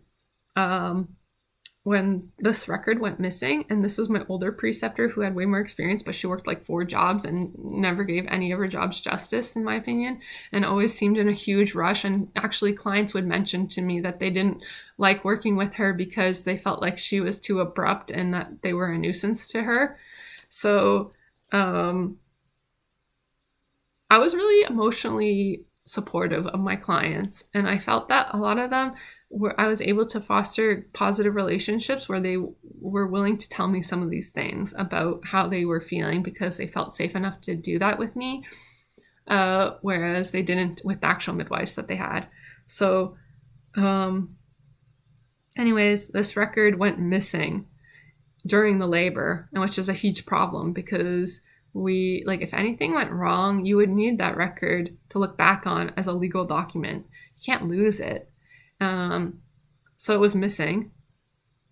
Somebody had walked away with it, which is kind of easy to happen because there's usually 10 or so, maybe more people in labor at a time. So these records, if I put a record down at the nursing station, it would be easy for somebody to mistake it for their own and pick it up and walk away with it. So anyways, the record went missing, and my preceptor got really angry at me and told me how inappropriate it was to have lost it. And she's like, you lost it, you need to find it, go find it right now, right? And that's kind of how she said it to me. Well, I looked everywhere. I was tired. Maybe I didn't know, maybe I had misplaced it. I looked everywhere in all the rooms, asked the nurses. The record was found. It was found in the medical supply room, which is a room that is locked, a room that I had no access to. Do you think I got an apology? No. So I got blamed, actually, for that kind of stuff happening, and I got blamed in front of nurses. I got blamed in front of other midwives that I had lost this record, and none of that was rectified. To their knowledge, they think that I lost it. Well, it was found. But I know it was found somewhere where I couldn't have lost it because I didn't have access to that room. So, it was difficult working with the midwives. It was really difficult working with my preceptors. I was at Community Midwives of Hamilton, Ontario, and it was very, very difficult. I don't recommend that clinic. I didn't have a good experience working there as a student. I didn't see them having good outcomes in terms of their birth numbers for any of the midwives that worked there, actually. I think that was an incredibly toxic work environment, and it hurt my relationship to work. I still have a little bit of I don't know what to call it, PTSD, because when I make even small mistakes at work, I get really, really, really nervous and scared that somebody's going to yell at me or fire me, even though in engineering, nobody has ever once yelled at me, ever. Nobody's ever yelled at me. Nobody's ever treated me badly. Nobody's even treated me unkindly. I'm treated with kindness and respect in engineering. I was not treated that way in midwifery at all. I was bullied. I was harassed by people who had a lot of power over me, and they misused their power. They abused their power. They didn't teach me anything. If I made mistakes, I got yelled at, sometimes even screamed at. It's hard to talk about, actually. It kind of brings up my own fear. It brings up I'm about to get yelled at. I'm about to it's kind of hard to talk about, but I like talking about it, and I want to share it on the internet because I think it's important for people to know. Even if nobody sees my videos because I didn't really name them appropriately. I hate the word appropriate. She really... Anyways, so then what happened was after my placement was over... Okay, oh, wait, before that. So... yeah, they didn't have good birth numbers. So what I mean by that is in order for a midwifery student's birth to count, they have to get a certain number of catches. They call them catches, but basically you have to have your hands on the baby when it comes out for it to count towards what's called your numbers. So you had to have that happen an X number of times. I think it was like, was it 25 or 20? It was, no, 18. It was 18. You had to have that happen 18 times in 4 months, okay? Well, I attended double those number of births, and I still didn't make my numbers. Why? Because so I would be at a labor for 20 hours, and then the labor would then go to C-section, right? They would decide, no, like this baby's not coming. There's a problem here. There's a problem there. Usually it was due to the baby's heart rate would take a dip, which means that it's dangerous. Like the healthcare community wants to operate right away when they see the babies having what's called D cells, because they think that the baby's in distress and might die, and also they know that the baby's not getting enough oxygen to their brain. So you can't let the baby have D cells for very long without causing some damage or risking death of the baby. So you go to C-section, an emergency C-section. Okay, so I went to 40 births, which is not normal. That's a lot of births in 4 months. And I was exhausted all the time. I had very little time to study. So, I mean, I got yelled at for not knowing answers, but I didn't have time to study because I was going to so many births and taking care of so many people. But anyways, the reason that I went to so many births was because they kept getting sent to emergency C-sections. Why were they sent to emergency C-sections? Well, I think really the main reason that my preceptors had such bad rates of actual vaginal, like they hardly delivered vaginally because everyone ended up in emergency C-sections. All their clients ended up in emergency C-sections. Why was that happening?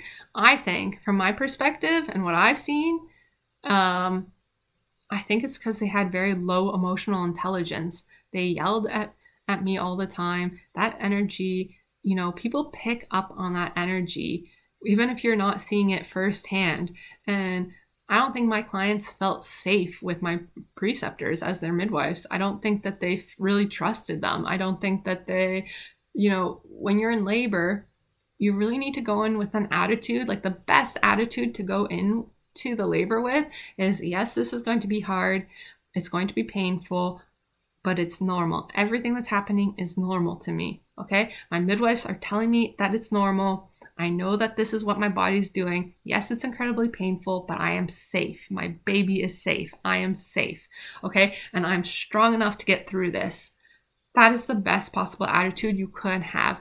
If you go in having a lot of fear, not knowing what to expect, not knowing if you can handle it, then it's not great. Like, your body reacts to how you're feeling. These emotions are tied to the physiology.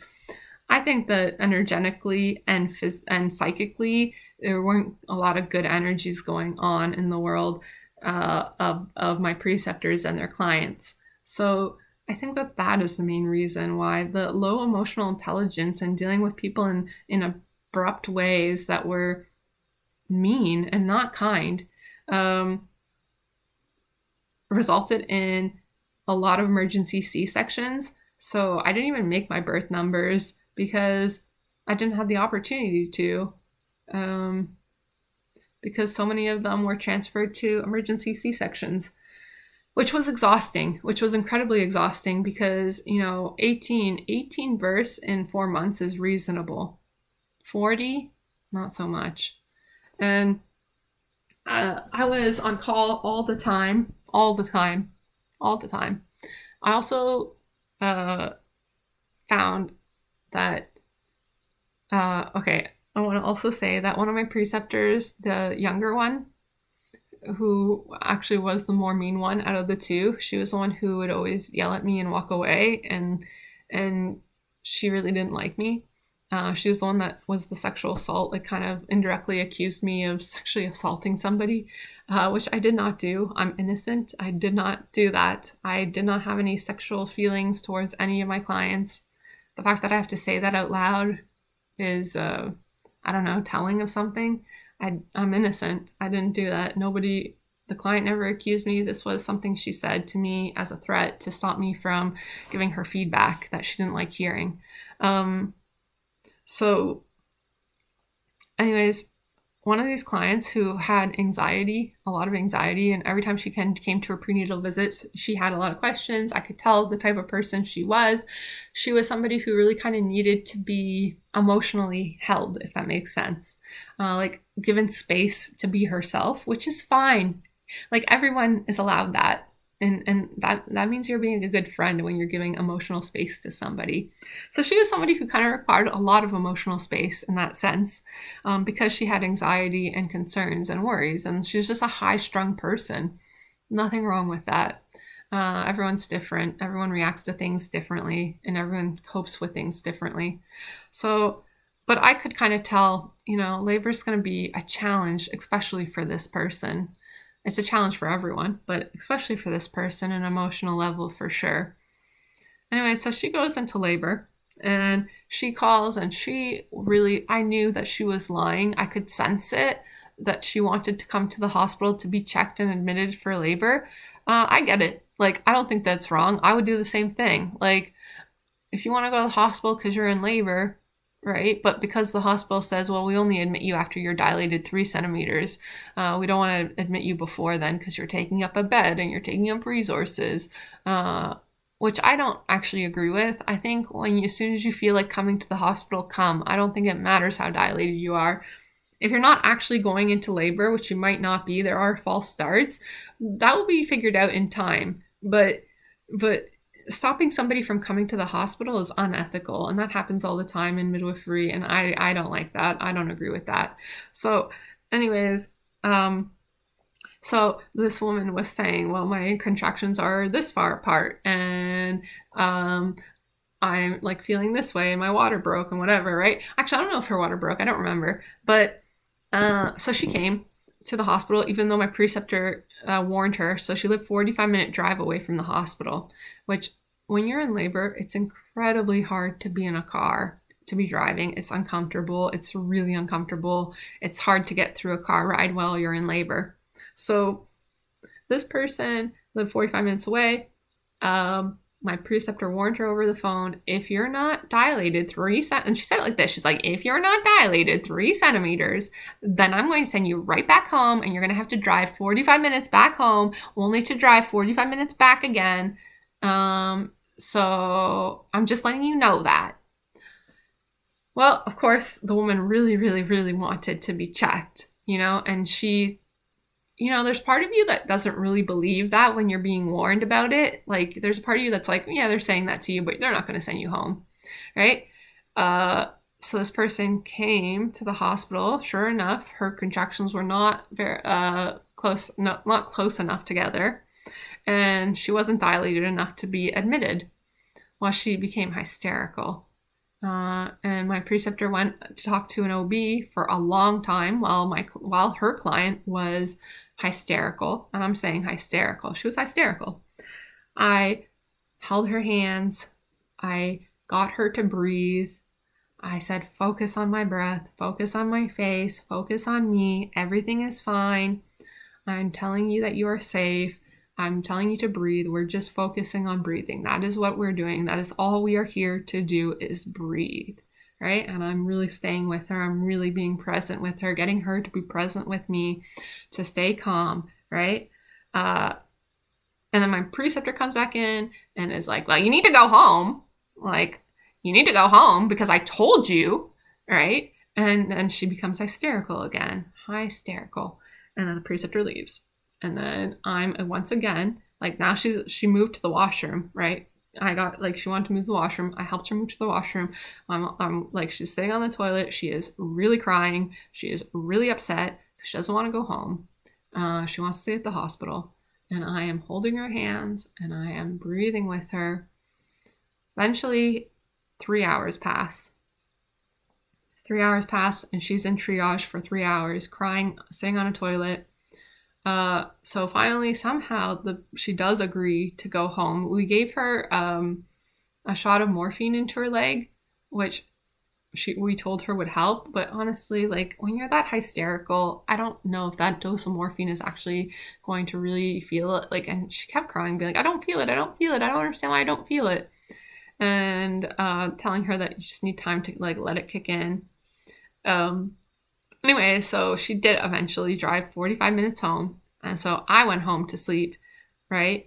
I'm at this point, I am, I'm not quite exhausted because that was like what, 5 hours into it at being in the hospital. So I drive back home, I go home, I sleep only to be called 2 hours later. So yeah, an hour goes by, she calls, right? So I didn't get any sleep. Like I drove home, I went to bed. I don't know if I fell asleep or not, but then she calls an hour later. My preceptor calls an hour later because the client has once again called. So she basically drove home and right away called us, right?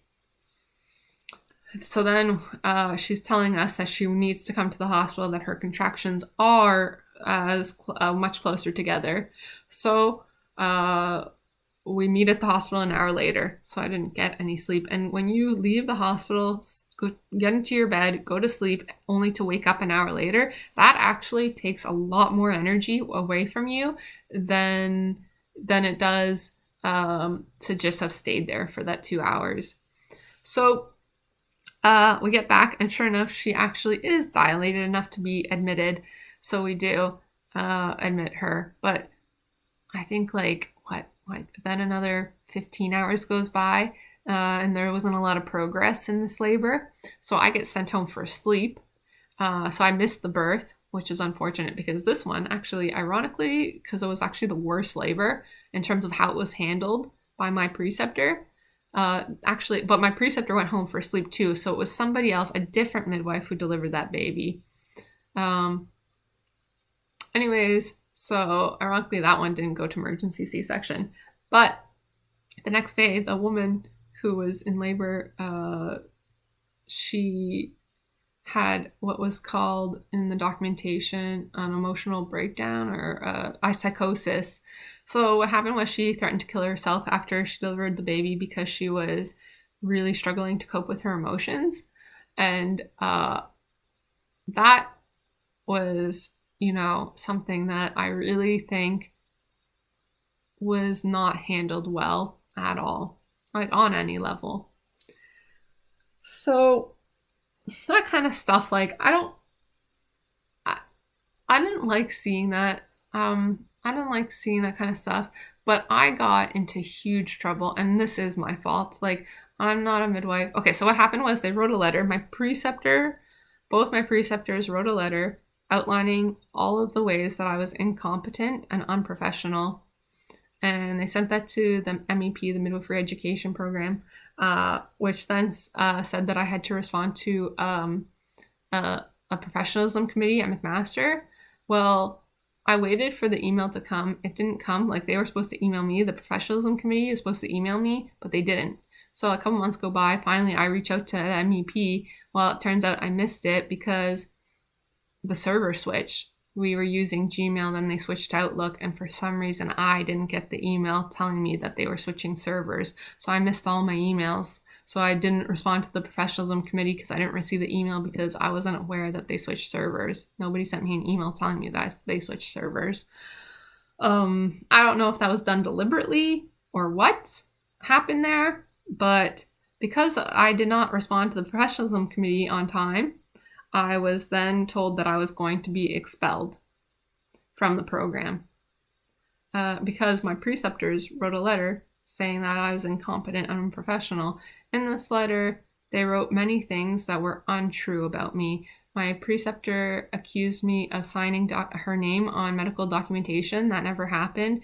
She brought up that sexual assault incident thing. Well, she didn't bring up the feedback part. She brought up the part where she said that I didn't respond to her when she told me to stop. She also, I considered posting what was written about me, but I don't know how safe it is to do that on the internet. I want people to have access to it to see what happened.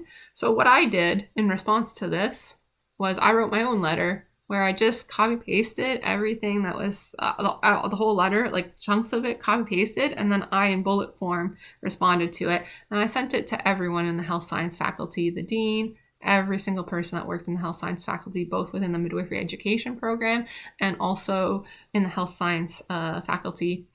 I didn't get a response for 2 months. So I didn't know if I was expelled. I didn't know like what had happened. But so after 2 months, they did respond to my letter. And so in my letter, I withdrew from the program because I saw how they treated me. Nobody protected me. And then they punished me. And I didn't do anything wrong. And I do think that, well, there was something I did wrong. There was something that made a mistake. I did make a mistake, and I'm going to get into that right now. But I felt like a lot of what was said about me was kind of a pattern of like covering up the fact that they didn't teach me anything, and that's why I performed so badly. Although, I mean, I didn't perform badly in the ways like when I was alone without them, but they were so abusive towards me when I was with them that I couldn't really practice medicine because I got yelled at and interrupted consistently all the time.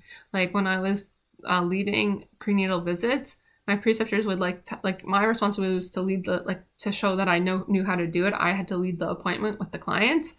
So what would happen would be consistently that both of them would interrupt me all the time. They couldn't let go of the control of leading their own appointments, I think, and they also they couldn't listen to me because I had a different style than them of how I ran appointments, and I got the information out. I said everything I was supposed to say, but they would assume that I wasn't going to say it, and they'd be like, but you forgot about this, right in the middle of me dealing with a client. And it's like, I'm trying to have a conversation with this person. We're talking about this. I'm going to get to that next, but you're not letting me get to that because you're interrupting me here, which really disrupted everything I did.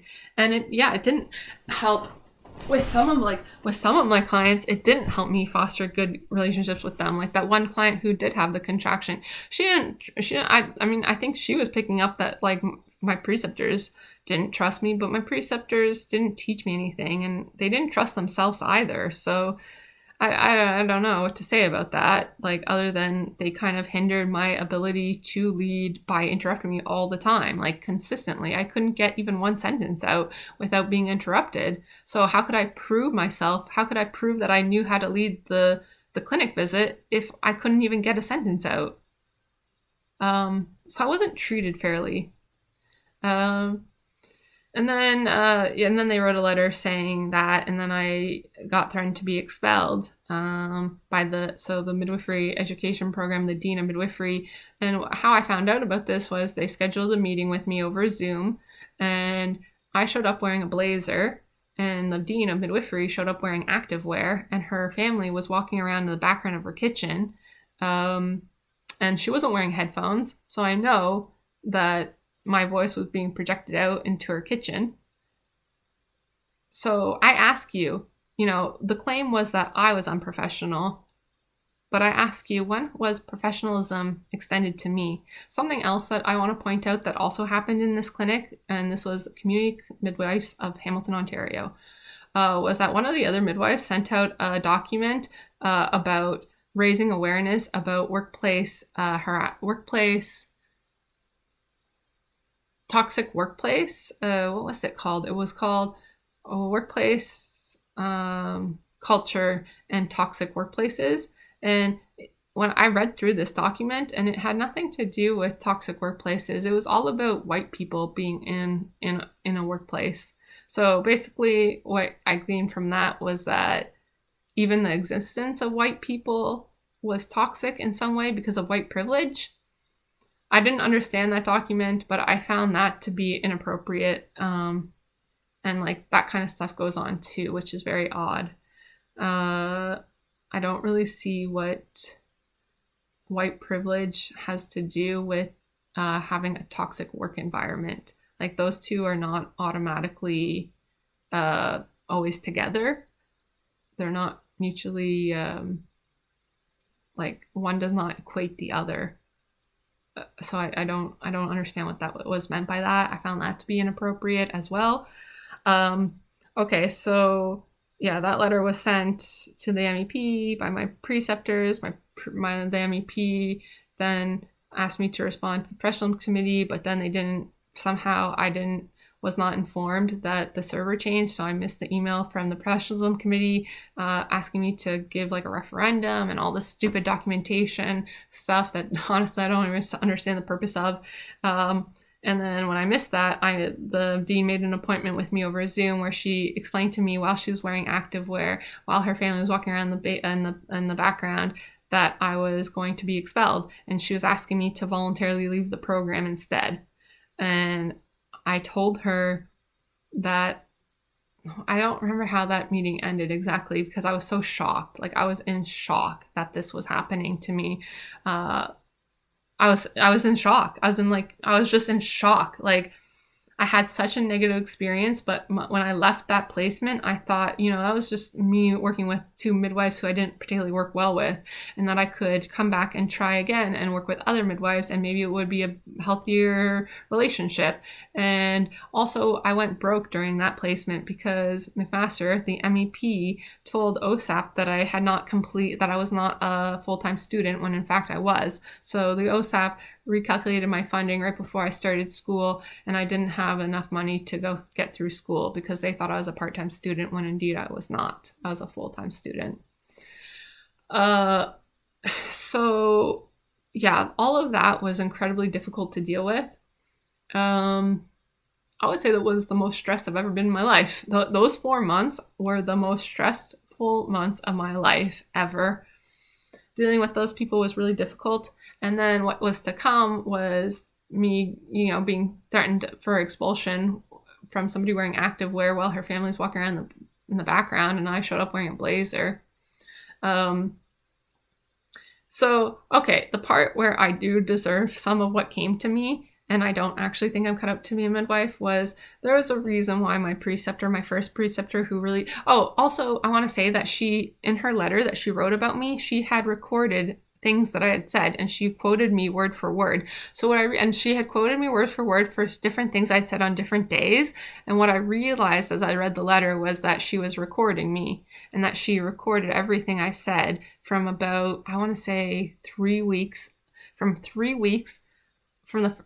the first 3 weeks, I don't think she recorded me, but from 3 weeks onwards, I think she recorded every single thing I said, I guess on her cell phone or maybe like a tape recorder, like old school. I don't know. But so she had quoted me on several things I had said, but she took them out of context. And so I recognized that I was being quoted and that she had quoted me word for word. So I knew that she must have been recording me, unless she has some kind of super memory. I don't see how she could have quoted me word for word. And she used quotation marks too. And they were long sections of quotes. So I knew that she had recorded me without telling me. They also did not inform me that they had wrote this letter, and they did not inform me that they had concerns about my professional conduct or my competence. They didn't give me any feedback at all until the very end. So I didn't have any chance to correct any mistakes I made, if I made any, because they didn't tell me that they wrote this letter and sent it to the MEP. They just did it. So, then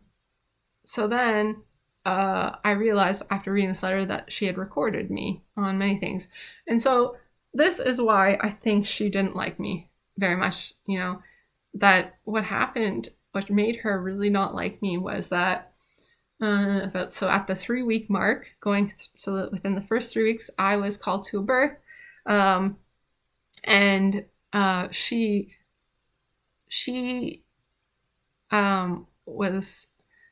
told the client was really anxious and kind of scared and nervous.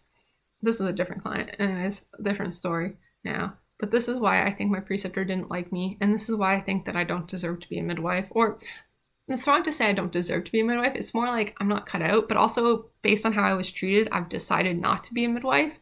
But I also have made this decision based on what happened in this experience, this one birth. So What happened was my preceptor misjudged. So there was a sac of fluid, and my preceptor misjudged that as the baby's head. Even me, with my very limited experience, 3 weeks in, knew it wasn't a baby's head. I thought to myself one night, my preceptor's like, "Oh, look, the baby's coming. It's almost pushing phase. I'm going to call the second midwife to come back," because there's always a backup midwife that comes once you're in the pushing phase. So she's like, I better call the backup midwife. Your baby's like right there. I'm so, like, right. And I remember looking down at what she was looking at, and I thought, oh my God, if that's the baby's head, this baby, there's something wrong with this baby, because that's not a normal shape for the head. Like, there's no way that baby's going to come out with a normally shaped head.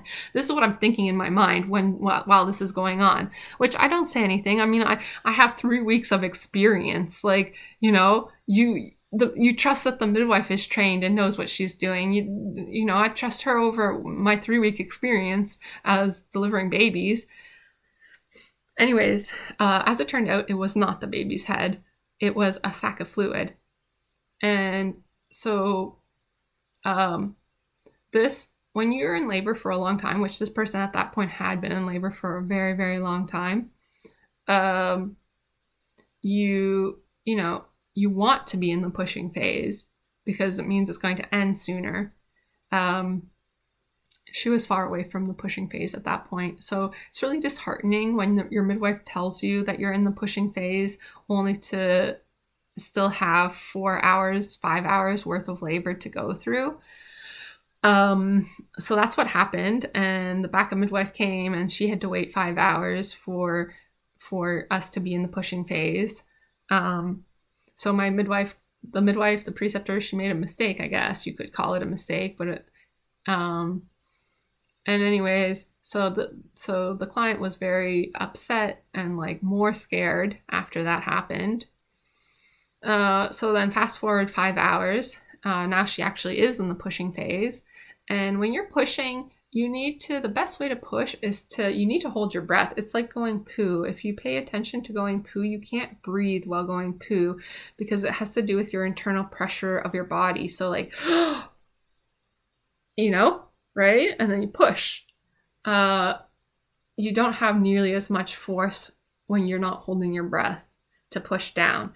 Giving birth and just feels exactly the same as pooing. Like you have to, right? So when you breathe, you kind of when you're pushing, and you push with your contraction, right? And so while you're contracting, which lasts about a minute, 2 minutes, you need to basically keep holding your breath and pushing down to get full maximum help to push down with that contraction.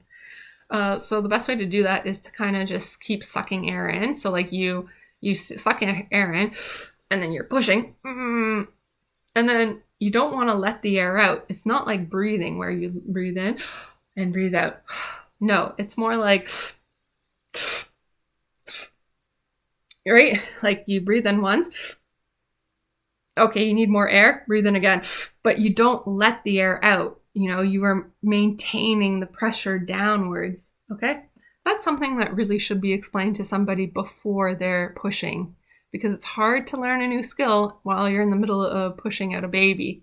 So anyways, this person said, everyone kept telling her she wasn't doing that. She just kept breathing slowly, right? Which is not going to help push the baby out. So my midwives, both my preceptors were there. They're like, breathe. You need to hold your breath. You need to breathe. Like you need to, and they just kept telling her, you need to breathe properly. You need to breathe properly is what they were saying. And she what does that even mean? Like she didn't know what they were talking about. And so she starts crying, and she starts getting more and more hysterical. And then she's like, I can't breathe. And she just starts repeating again and again and again, I can't breathe, I can't breathe, I can't breathe. Like this several times. Okay, I've been awake at that point for over 20 hours. I've been awake 23 hours. I've been awake 23 hours. I also hadn't eaten anything yet because there was no time. So my blood sugar was really, really low. I was exhausted, and I'd been awake for a really long time. And I'm looking at her. My preceptors are not responding to what is happening. She is saying, I can't breathe, I can't breathe, I can't breathe, I can't breathe, right? And I just said her name, and I said, you just need to breathe as though you're taking a hit of something good. And right away, she stopped crying right away, and she laughed. She laughed. And her partner laughed, and actually there was a doula there who for some reason wasn't doing her job. I don't know why, because I would expect a doula to step in at that point. The doula also laughed. And then my one older preceptor laughed. The other preceptor, the younger one, who was the one who really, really didn't like me and who recorded me after this point, she didn't laugh. But she was standing kind of like behind me over here. Anyways, the client, she laughed. And sure enough, the baby, you could see the baby's head drop down because her body relaxed, because I got her to laugh, because I got her to snap out of her hysterical state. But I did it by saying you breathe as though you're taking a hit of something good, which really was a reference to pot. It is unprofessional to reference drugs to somebody who's in labor. I agree with that. I had immediate regret after saying it, but it just I know because I was tired and because I was hungry, and because I was had emotional empathy for this person who was clearly very scared, it just popped out of my mouth. Like I just had to do something, and I could. And I'm really good in the moment of like controlling conversation. And I know I have a charm about me, which can't really be captured through YouTube since you're not talking back to me, but I have a charm about me that really knows how to control conversations and to even to some extent highly influence other people's emotions. So I used that to help her in that moment. But, I knew right away that that was something that I should not have said. Anyway, so after that, there was some part where I walked into the nursing lounge, and my one preceptor, the younger one, the one who only had 1 year experience, the one who had told her baby was imminent, even though it wasn't, walked into the room and we were alone, and she yelled at me and she's like, I can't believe you just did that. That is so inappropriate. I really don't feel safe with you. So that was the first time she told me she didn't feel safe. She said that twice to me. Once for that time when she said that, she told me to stop and I didn't stop, even though she didn't tell me to stop. And then the first time was when I said that. And that was the point at which she started recording everything I said. So I do think that was, my take on that was that she was humiliated by me. I think that she felt very humiliated. I think it made it even worse that it worked, that I was able to calm down the client and that the baby's head dropped down so much just from me saying something. I think that she felt humiliated, and I think that she really didn't like the chaoticness of me. And I do agree that I am somewhat of a chaotic person. It doesn't mean that I'm not in control of myself or my surroundings. It's more like I can use my chaoticness for aims. I don't know how to describe it, but I guess I am a chaotic person in some ways. And and then she stormed out of the room, right? And I was just left like feeling really scared. Like I really felt scared after that, like after she walked out of the room, because I knew I could feel like that was a significant moment in my life and that it would have consequences. And then it did. So I felt guilty. I felt really guilty about what I had done. I want to be a professional. I want to be like a true adult. I don't want to hurt anyone, especially somebody in labor. I don't want to cause damage to anyone else. I really don't. And then my second older preceptor walked in and she was like, hey, are you okay? I guess she saw my face and was like, could tell I was like incredibly upset. And I started crying, and I told her that what I said was wrong and that I felt really bad. And she laughed, and she's like, and she shrugged and she said, well, not to do that again. And she walked out. And so like getting very different mixed messages from them, not really knowing where I was with them was really difficult. But Actually, I don't even know why it was unprofessional. I just knew it was unprofessional. Like they didn't explain it to me. So I told my shaman friend. I told my shaman what I had said and what I had done. He laughed. He laughed a lot. He laughed hard too. Um, but um, he told me the reason that that's unprofessional is because, and a bad thing to do, is because a woman in labor is in a very suggestible and highly influential state, basically a very, very vulnerable state.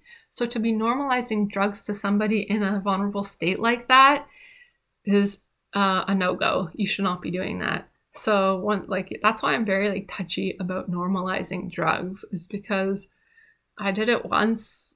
I'm not, I don't even really regret that I did it. It didn't hurt this person. This person, I could tell, like, I have enough emotional awareness and intuition that, like, I could tell this person is somebody who enjoys the occasional joint. Not when they were pregnant, but beforehand. I could tell. I didn't have proof, but you can just tell, like, this person was more chill with that kind of thing. If it was somebody who was not chill with it, I don't think I would have said it. Like, I could tell that this person, it was okay to say that. However, it's still wrong to say it while she's in labor. But, it did get her to laugh, and it did get that baby to move down. So at least I helped one person.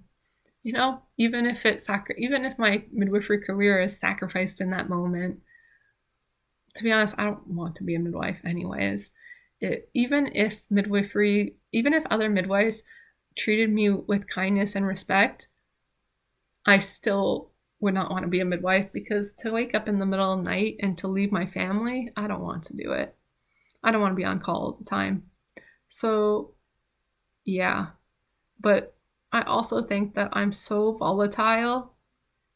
And when somebody is yelling, I can't breathe, I can't breathe, I can't breathe, given the situation, I'm not somebody who's going to necessarily, yes, I can deliver a baby. Yes, I can make people feel really good and safe.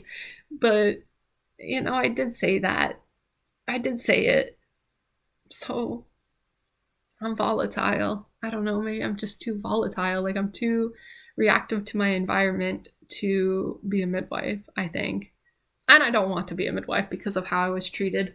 So yeah, that's what happened. And I think that person was okay. I think that like, I hope that, me saying that didn't have some kind of crazy consequence on to the client. I really just hope it helped her in the moment to make her laugh. It was just a joke, and it was also a way to get her to breathe correctly. And she did. She got it. She understood. And so she started breathing that way just from me saying that. But, yeah, I don't mean to normalize drugs. I really don't. I really don't.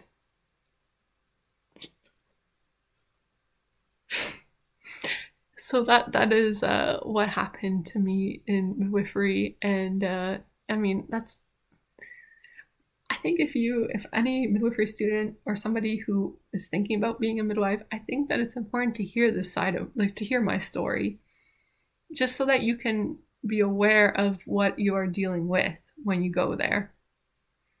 Because I wasn't protected by anybody there, and I was abused, and I was doing the job of 2 midwives for free. I didn't get paid, and then I got abused, and if I made small mistakes, I was yelled at, and then they recorded me without telling me that they were recording me, and she was mean. The younger midwife was very mean to me, incredibly mean to me, and she lied about me in the letter. There were lies, like flat out lie. I didn't sign her name on any documentation. She said that I had a huge yelling match to my phone company. I had a phone conversation to my phone company one day, but I wasn't yelling at all. But nobody else was there to witness that, so my word against hers, whether I was yelling or not. Whether it was the students rolling their eyes at me in first year and the first part of second year, or whether it was the professors not doing their jobs, or whether it was my preceptors lying about me and writing a letter about me and sending it to my school, it it just became like something that really wasn't worth it for me. I'm glad that I learned how to deliver babies. I actually do know how to deliver a baby as long as nothing goes wrong. Um, so that will be beneficial to me when I get pregnant. So I know a lot about pregnancy and labor, and I know what to expect, and I know what's normal, and I also know um, what to expect in terms of level of treatment from my care providers. The other thing that I want to mention is that one time I saw an OB giving an epidural at McMaster University, and her hands were shaking so bad. And yes, I have played around with drugs in my previous life. I didn't do any drugs when I was in midwifery at all. So, yeah, but I am aware of drugs. I'm aware of the impact they have on people. And this person, I'm telling you that they were doing cocaine. Like they looked like they were high on cocaine. They really did. They seemed jittery. They seemed like anxious. They seemed like they wanted to talk a lot, even though they weren't really talking too much, but they kind of seemed like they were repressing, like trying to hold back from talking. And their hands shook so badly while giving an epidural. I saw that happen at McMaster University. So, like, it's ironic that, like, I didn't do drugs, but I happened to mention them and reference them. And I don't know, like there are people in healthcare who are doing unethical things that are dangerous, and then there are people who are incompetent. There are people that are really insecure in their own skills. I saw a lot of bad outcomes, like an emergency C-section. I wouldn't call a purely desirable outcome. Uh, so I don't know what to say about that. Like other than it was I don't know. I take it as fate. Like, I tried to escape my engineering fate, and I thought I would do it by. And isn't it interesting that I went from male dominated to female dominated? But I've done that twice now, and I get treated a lot better in the male dominated role. And um, I just, you know, I, I think that like what happened in midwifery was like God's hand, like God's like, it's just I think a different student given the same preceptors might have passed. Who knows? Maybe they would have even thrived and gotten along with them and liked them. And maybe if they liked the student, they would have taught the student rather than just have me try and teach myself. And then when I failed, get really angry at me for not doing things correctly. Yeah, I don't understand why I got yelled at like all the time on a daily basis, practically. Like by the end, it was a seemed like a daily basis. I did bring it up to my tutor. I did address it at the time, and actually that came up in the letter that I had spoke disparagingly about them when really I was reaching out trying to get help because I didn't say anything bad about them. I said that I thought that the relationship was harming my learning. That's what I said to the school, and the school didn't do anything to help me. And then they brought that up in my letter and said that that was unprofessional. So like anything I did to try and help myself didn't work and actually was used against me. So I don't know like what to make out of all of that other than I just don't want to be a midwife. I don't want to be an engineer all my life either. I want to be a mother. That's what I want to be. And I actually had a boyfriend at the time. When I first started saying that I was going to apply to midwifery, I remember I had a boyfriend from engineering. And he's like, "Are you sure you want to be a midwife?" Like he was supportive. He was very supportive of me. He like supported me in my dream of being a midwife. But I remember one day he asked me, and he was like actually genuinely asking me this to get me to think about it. And he asked me, he's like, are you sure you want to be a midwife? Or do you think that like once you have your own children, like maybe it's more about you having a baby of your own and having your own children, less so than being a midwife? And I honestly thought about it and I couldn't give him like a good answer. Like I'm like, that's a good question. And I honestly cannot really tell you, like I don't know. But given the situation and like what like I did enjoy running like there were a couple times when I did get to run clinics without, like it was just like 2 times that I got to actually interact with the clients without my preceptors there. And I really enjoyed that. Like I enjoyed working with people. I think I would enjoy being a midwife if I got to do it on my own completely, which midwives do get to do once they're registered as a midwife and once you're not a student any longer. But the process to get there was incredibly harmful to me and abusive, and it did harm my relationship to work. As I said, even in engineering, I still get scared that like somebody's going to yell at me, even though nobody ever once has yelled at me. In fact, I would say that they were incredibly unprofessional towards me. Um, yeah. And so I wrote a letter and I sent it to everyone in the health science faculty, and I made several valid points, not just about my preceptors and my own individual experience, but I also pointed out that they only give half-day training to preceptors. That's not good enough. It takes a lot more to learn how to teach midwifery than just being a preceptor plus a half-day online course. And I also pointed out that there are several incidences where older midwives, stole from younger midwives. So, for example, there was a partner who owned a clinic, and when you're a midwife and you're giving service in a different language, you're entitled to extra compensation for that. So there was a midwife who was giving care in the language of French to a client, and the partner, rather than giving the midwife the money that she was entitled to, kept it for herself because the midwife giving the care in French wasn't aware that she was entitled to more money for it. So the partner, her boss, the one who ran the clinic, kept the money for herself. That kind of stuff happens a lot. And the response from the AOM, which was the Association of Ontario Midwives, was actually that it was the midwife's fault who didn't demand that she get paid fairly because she was unaware that she was supposed to be paid. And so they said that that was unprofessional of her, that she was not aware that she was supposed to be paid that, and that was her fault.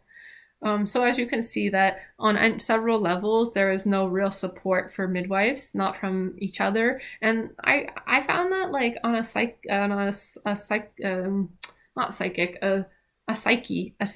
sort of perspective, I feel like a lot of those midwives are, not everyone, not all midwives are like this. There are several midwives that are very, very, very good, but there are more midwives, I'd say 75% to 25%, 75% being not good, are there because I'm not sure why they're there, but they feel like they are incompetent. And I think part of the reason that there are so many midwives in Ontario that are incompetent and have really bad birth outcomes, like emergency C-sections, is because the program itself is not good and doesn't really prepare you to being a midwife, like to doing your job really well. That's from my perspective. That may or may not be true. That's just from what I've seen from everything that I've seen. But I'm only one person. I haven't seen all midwives work. I haven't completed the program, so I can't say for certain that it's terrible. Maybe the last 2 years of the program are excellent and you learn everything you actually need to know. But for me, it's a pass. In fact, if I was pregnant today and delivering a baby, I don't think I would choose to have a midwife because I've seen what goes into it. I see how they're treated. I've seen the unethical business of it, like the business, how the business is set up, and the money is actually unethical as well. And so I don't think I would even choose to have a midwife for myself at this point. Kind of like, sometimes like fast food employees are like, I would never eat the food there because I've seen how it's made. It's kind of like that.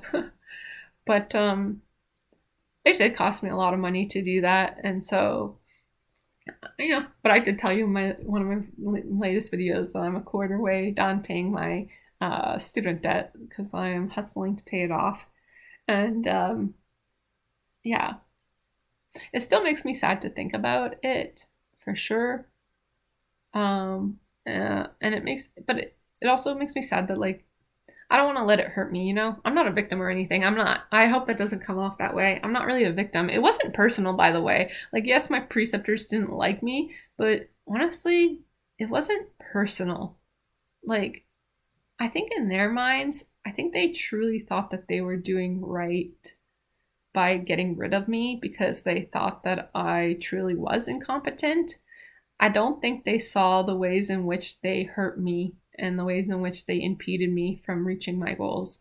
So I think in their minds, they really did think they were doing the right thing by destroying my reputation and writing that letter.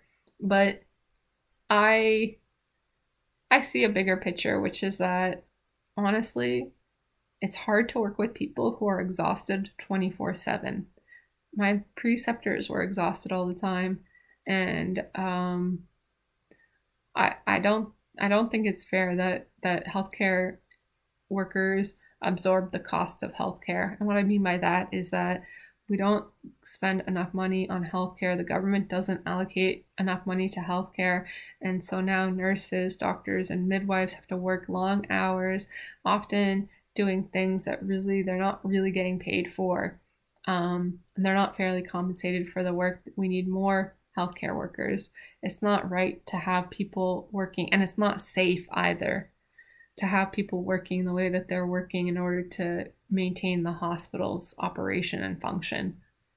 So, in the grand scheme of things, I think that I wouldn't want to put myself in the crossfire of that. So I don't want to be a midwife, but I also don't want to sit by and just watch it happen. Like, I think things should get better from a political standpoint. And I think that there are a lot of really high egos, really some fragile, I call them fragile egos, with like the dean and the people who are high up that are seen as like, oh, I'm a research fellow and I run this program and I look at my career, but they treat their students really bad, and then they're very arrogant. Like, they are incredibly arrogant, and then they usually complain about students being arrogant when really I see them as being arrogant. So I don't think universities, like, I feel like McMaster should be ashamed to be affiliated with the with the midwifery education program. I really feel like McMaster University should be ashamed. And actually, on some level, I think that if you personify the campus and McMaster and like the person who even started the university, I think it is ashamed to be affiliated with the midwifery education program, because the midwifery education program is very unethical.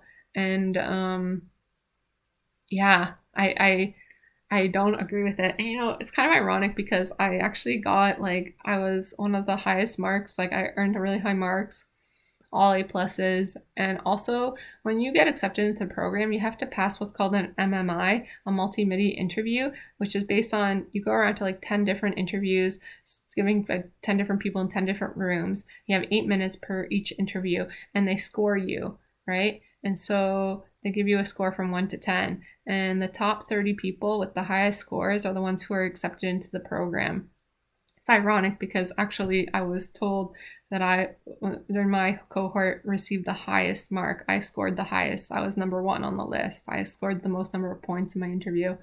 But I somehow ended up being threatened to be expelled, and then I withdrew. And then 2 months later, after I sent the letter withdrawing and explaining to them why, such as all their unethical business practices, how I was treated in my placement, how I was not protected, how I was thrown into an abusive, toxic workplace environment where I wasn't able to learn, and then I was blamed for it. So I explained all that in my letter, and then 2 months later, I got a letter saying that I could return to the program at any time I wanted within 5 years. So, I think that their response to me speaks volumes, that I didn't get expelled because I saved myself by writing a letter, but I sent it to the dean's boss. If I had just sent it to the dean, which is what the dean thought I was going to do, I don't think that I think I would have been expelled. So I sent it to the dean's boss. I sent it to every single person in the health science faculty and in the midwifery education program faculty. So everyone that works there at that time knows about it because I sent the letter to everyone. I didn't send it to the students, though, just the faculty. Yeah. So that's the midwifery story. Plus whatever I talked about before. I was talking about Musk. I was talking about radical wealth redistribution. Yeah. I mean, yeah. Yeah. I think I have seen concrete evidence that this needs to happen because how we run healthcare is not appropriate. All right, this is a long one. I hope somebody sees this that is meant to see this. I really do. Please, God, let somebody see this video who's actually meant to see it. Yeah. Amen.